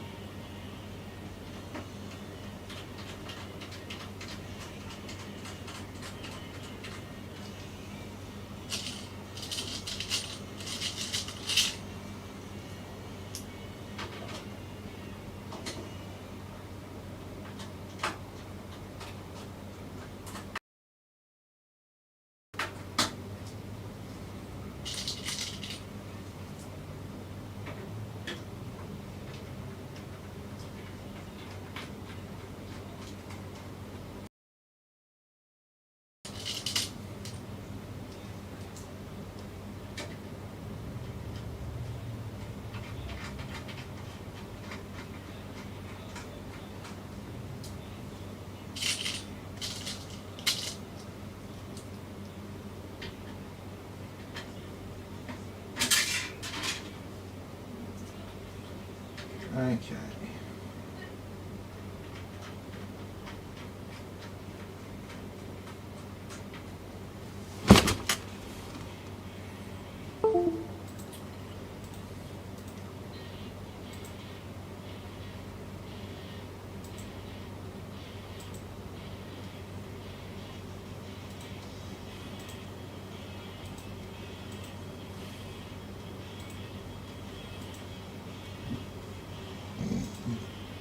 Okay. So one thing I always do is turn off annoying startup apps. I feel like every time I repair someone's computer, I have to watch Discord launch for no reason when I turn their computer on. I get that it's something that you use all the time and stuff, but like, surely not every single time you turn on the computer you need Discord. Just like, not every time you turn on the computer do I need Steam to open up, or Origin, or Epic Games, or any of that stuff. Some of these background things that are designed to just come on in the background, they're fine. They don't have any impact on a modern system. No updates cannot find in server. Try again then. Yeah, see, there you go. Look at that.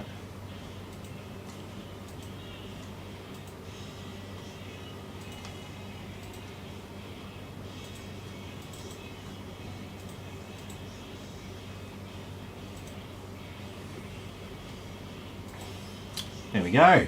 Windows 11 ready. Sweet as.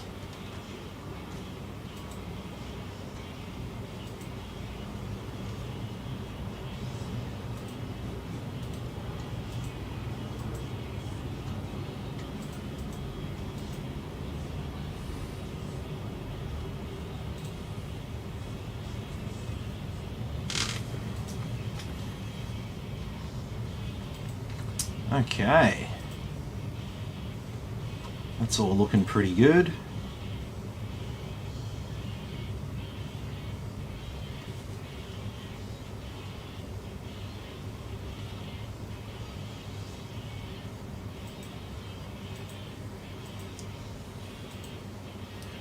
There's our two SSDs, our boot drive, our extra 1 terabyte, and our 4 terabyte hard drive, our 32 gigabytes of RAM, 3200 megahertz, 4 slots used, our Radeon 6600 XT, 8 gigabytes of VRAM, and our CPU is our 8-core 16-thread CPU, Ryzen 5700G with Radeon graphics. So if you did want to have like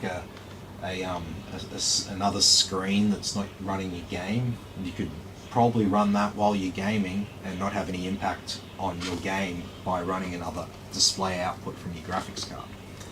So that's one of the advantages there. But in general, do not plug into the display ports in your motherboard. Plug everything else in your motherboard, but plug the display into the graphics card.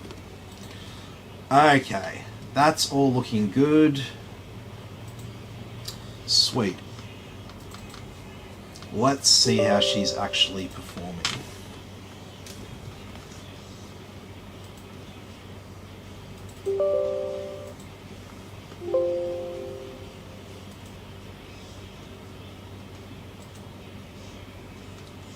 Whoa, what the fuck?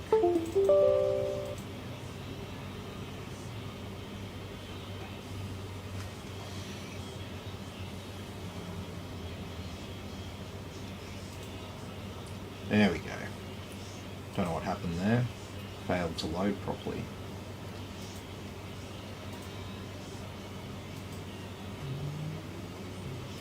There we get our 2 GPUs there.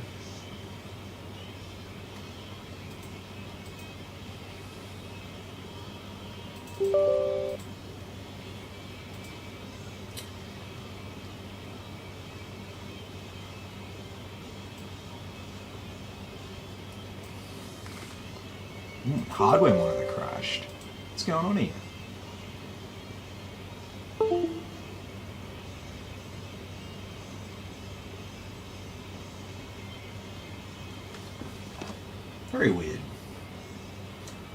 obviously the same problem that caused CPU ID to not work caused hardware monitor glitch. Working fine now though.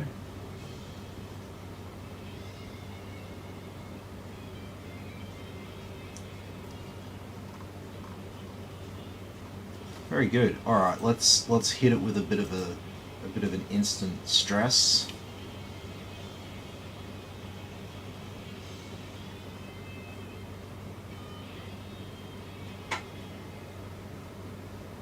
Yeah,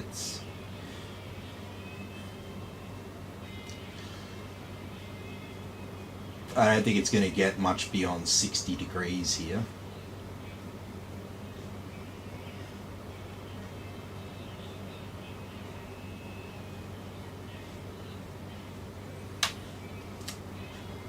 Okay, it's behaving itself. This isn't our actual stress test. We use a different app for our CPU stress test. Let's have a look at our SSDs quickly.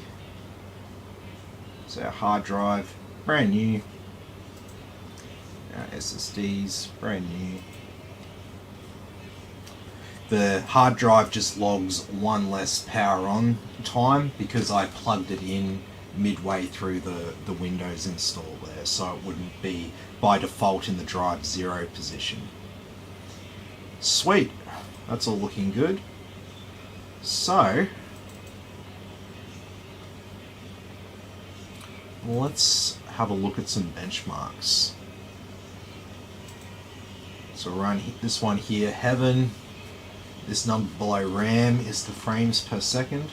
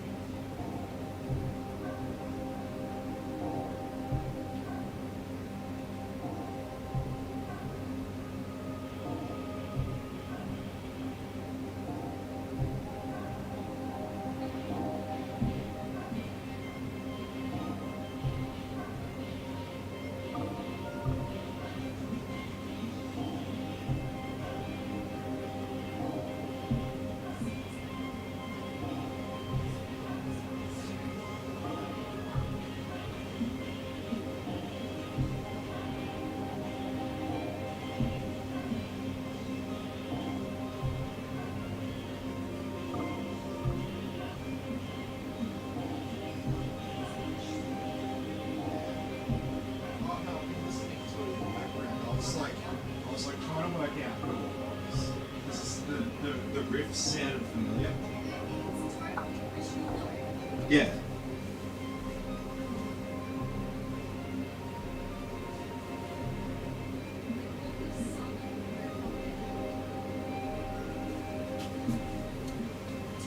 Yeah. Yeah, I saw that. I saw that.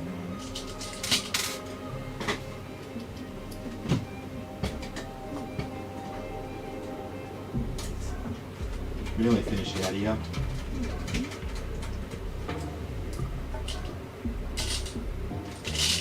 It's sitting very cool. I'm seeing it 45. Oh yeah. That's pretty good, right? Yeah, there's no temperature issues here with this piece.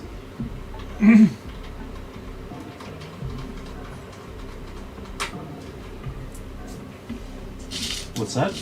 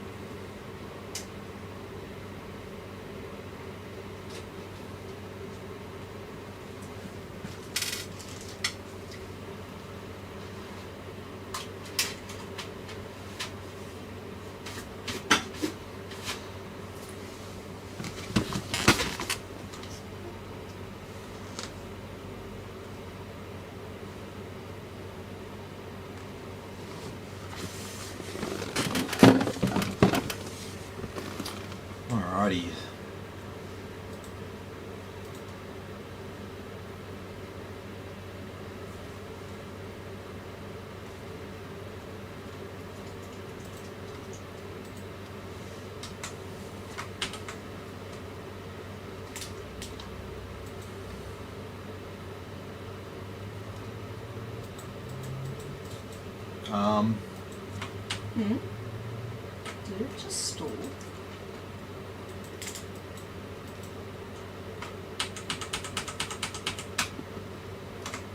just stalled. But the mouse still is on the screen. Is still working on the screen. That's really weird. That's very weird.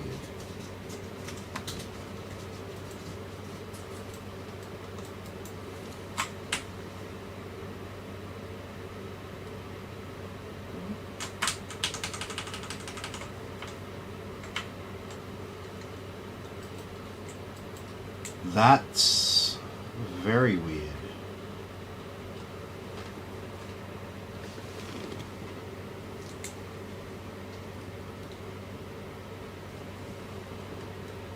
Just turn it off at the back. No. I'm just seeing what I see.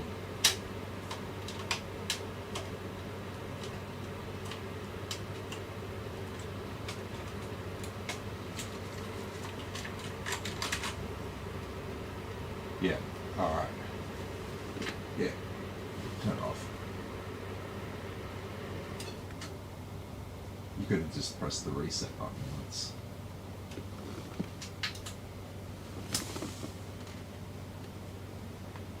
It turns it off though. Yeah.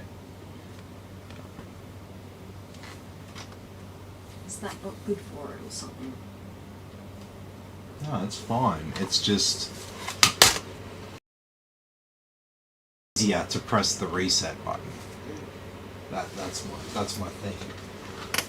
Okay, that was a little bit strange, but strange things have happened in the world of PCs.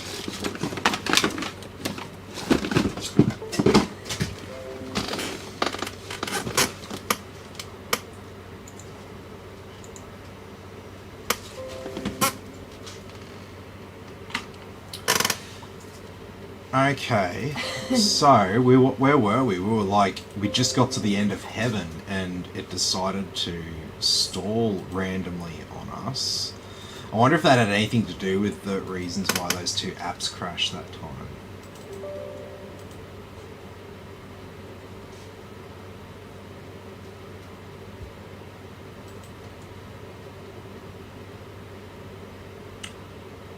And then it crashed again. That's very weird.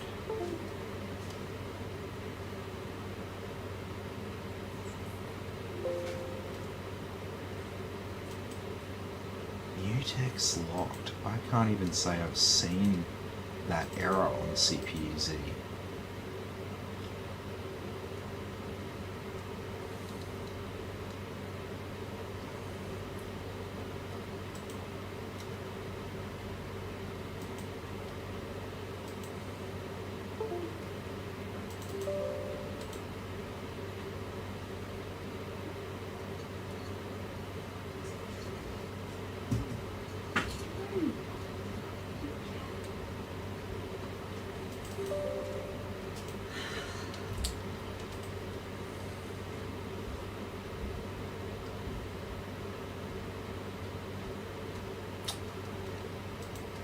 That's fucking very weird.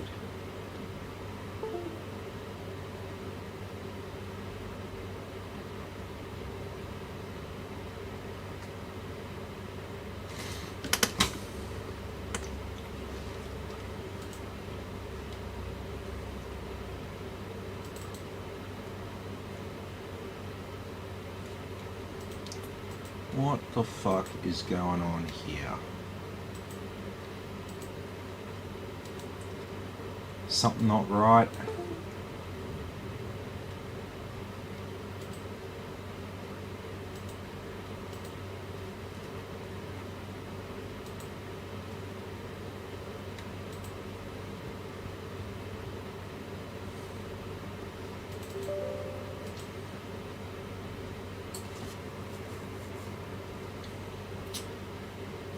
I've never had any compatibility issues with 5700G and hardware monitor.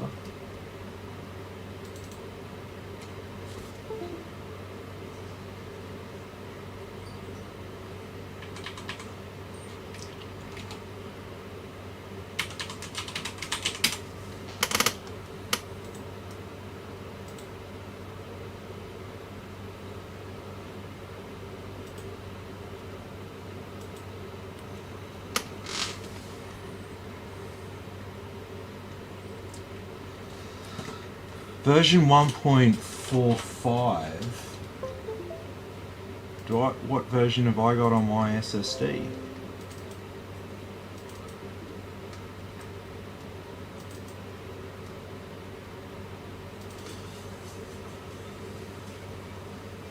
.45. That's fucking weird.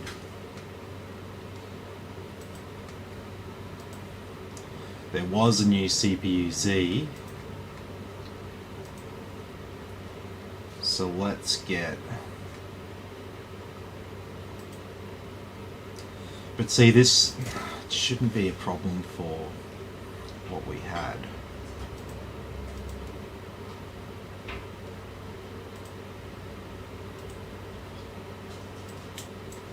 Alright, I'm going to chuck that on my SSD.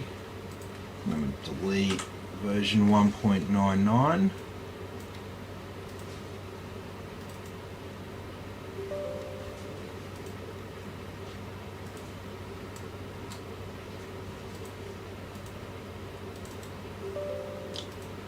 And let's just do, yeah, let's just replace it with whatever. Okay. Geez, we're not getting far tonight, are we?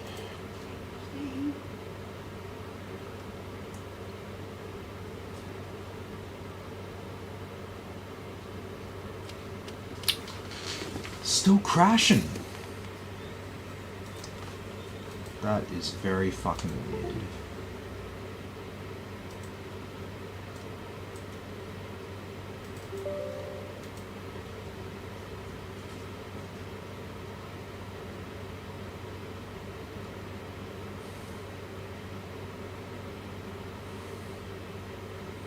No problems loading up there.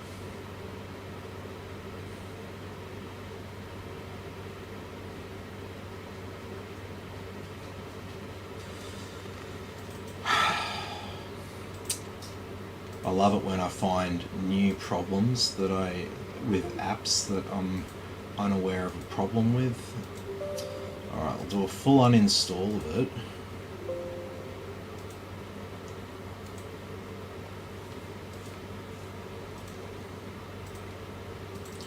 Complete fresh install.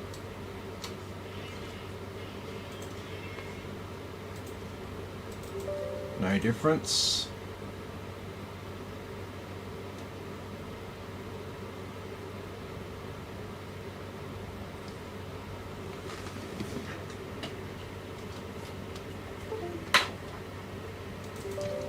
There's nothing weird playing around with it. Why is it having such a spack?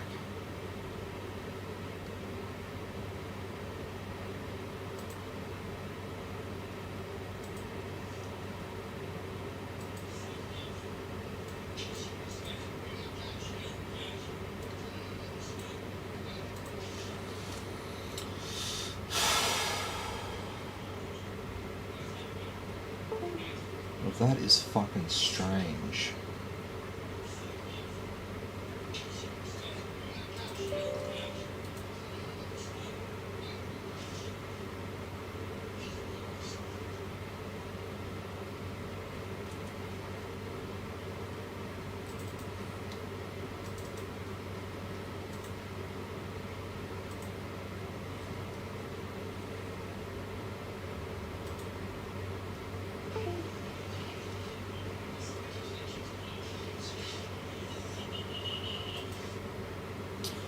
Okay, so I don't... This is the version that's like got things grayed out. Let's install this and see if that overcomes our problem or whether we still have the same problem.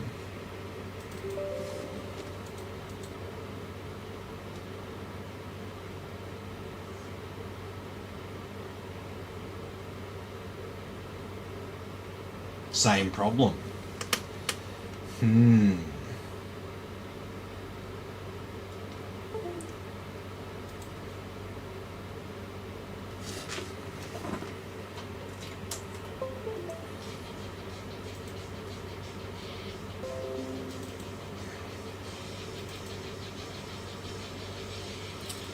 Well, we did a BIOS update, so we're definitely all up to date there.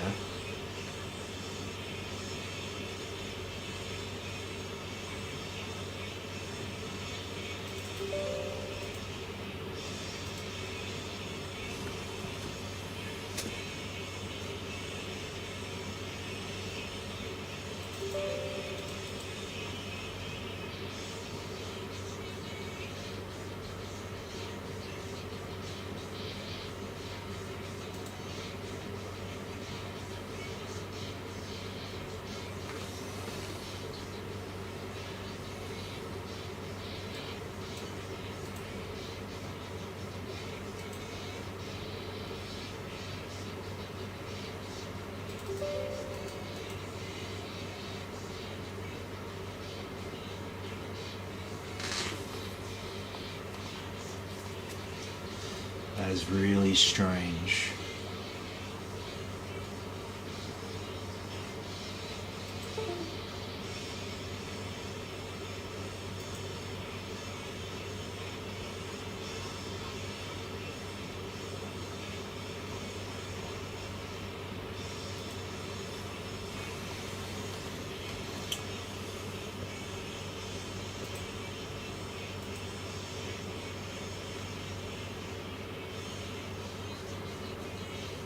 See, I'm wondering if the conflict's got something to do with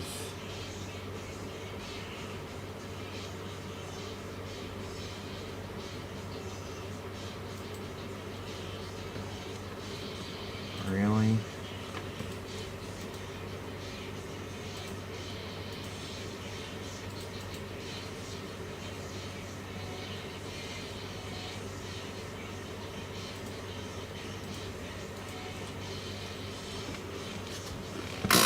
Give it a reboot. And let's see what we see.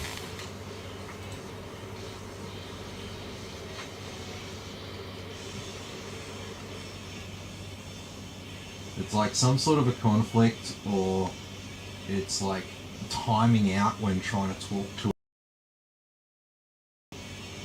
something weird is causing hardware monitor not to stay open. So that's the fun of this stuff sometimes, because you just don't know.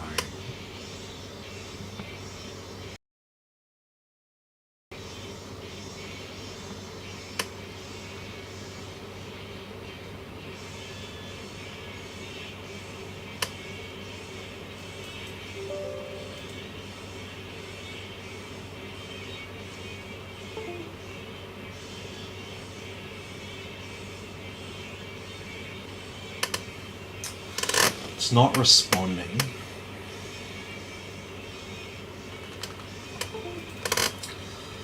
Alright. Let's see what we see. It's device manager.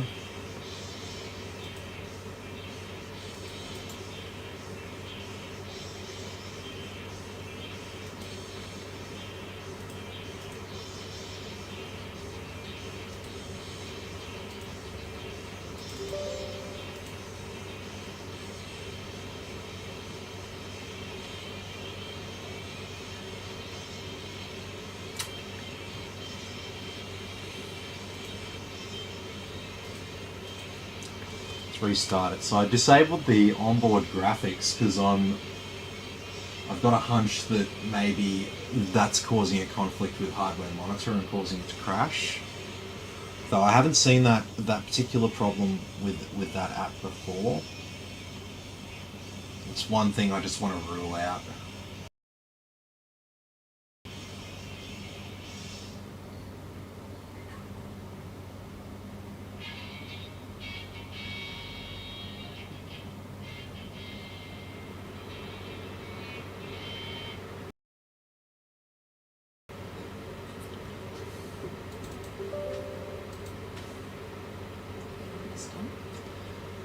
Well, I would be, but I've got this weird problem where hardware monitor keeps crashing, which is not a good thing because it's usually an indication that something somewhere is amiss.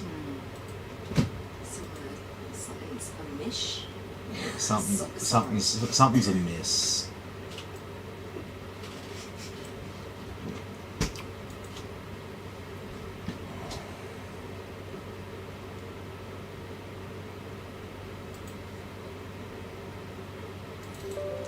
can't open that. Can't open the Pro version. They just don't open, which is not a good sign.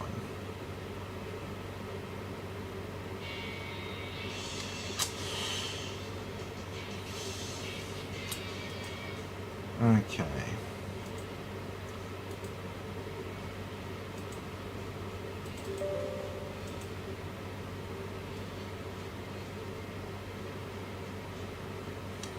How many times will I do the same thing and expect a different result? It's just weird when you see an error that like basically never happens.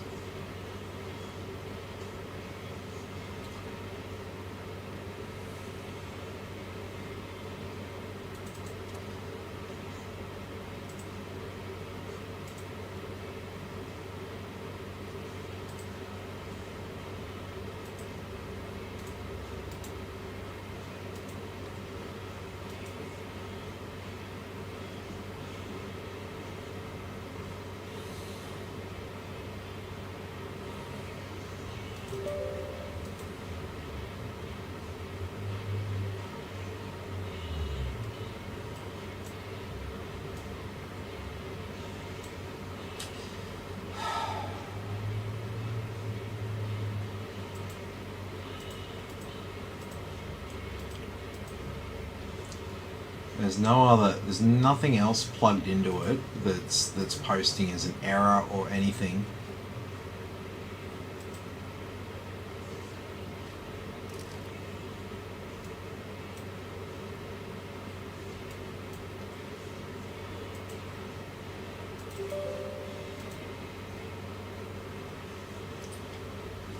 It's weird, it opened up for us at first, then it crashed while we were in heaven, and now it won't open up again for us.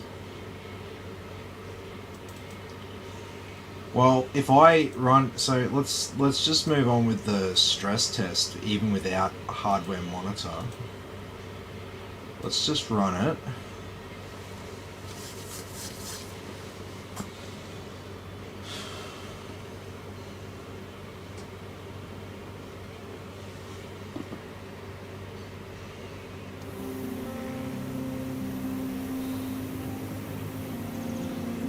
Look, I don't think anything's going to get too hot.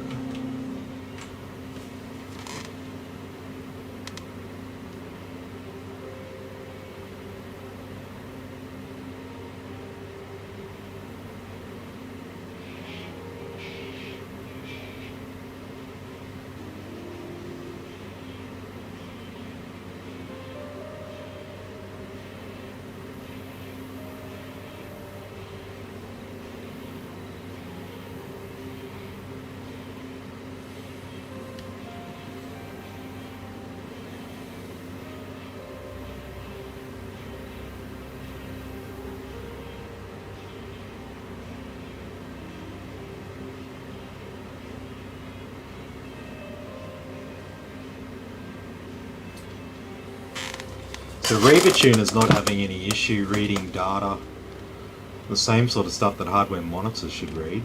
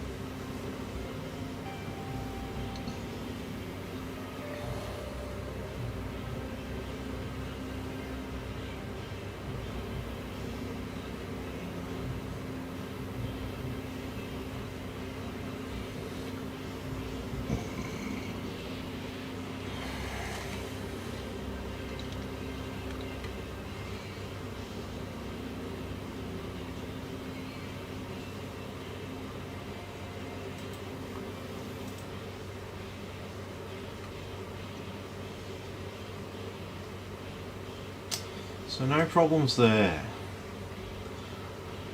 Alright.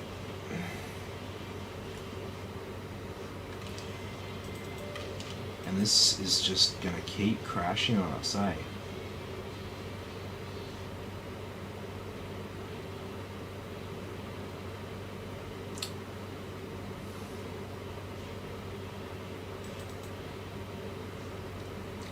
Definitely have to do a bit of digging before I hand this one off to the customer. Alright, let's keep moving with the benchmarks on it anyway.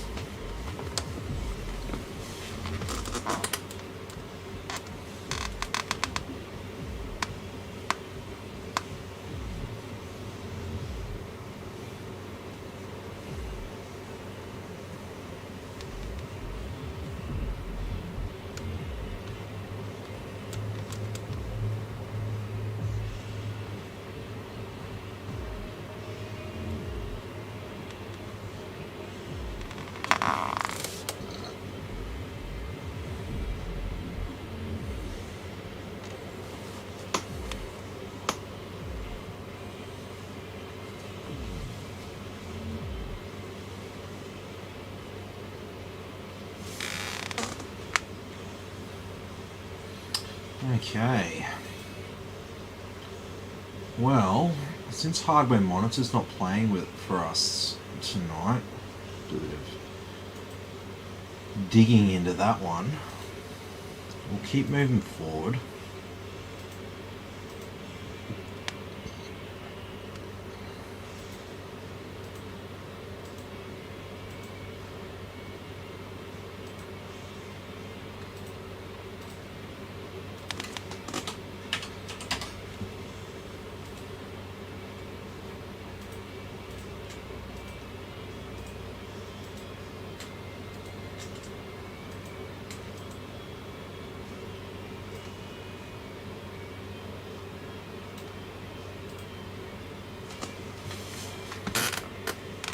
Alrighty, so no hardware monitor, but I can use, but Reaver Tuner's reading the temperatures just fine, so that's a good sign.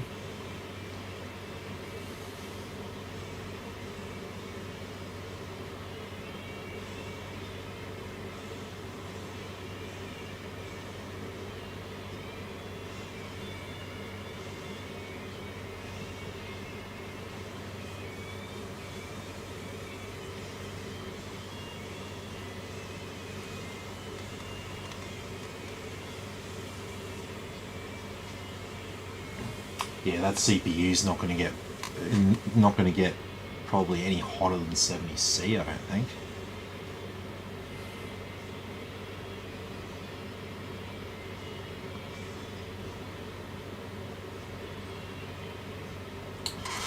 Alrighty, well look, this is the point where I'm just going to let this run for a while and see how it goes, but I've got a little bit more digging to do as to why hardware monitor isn't actually working on this PC.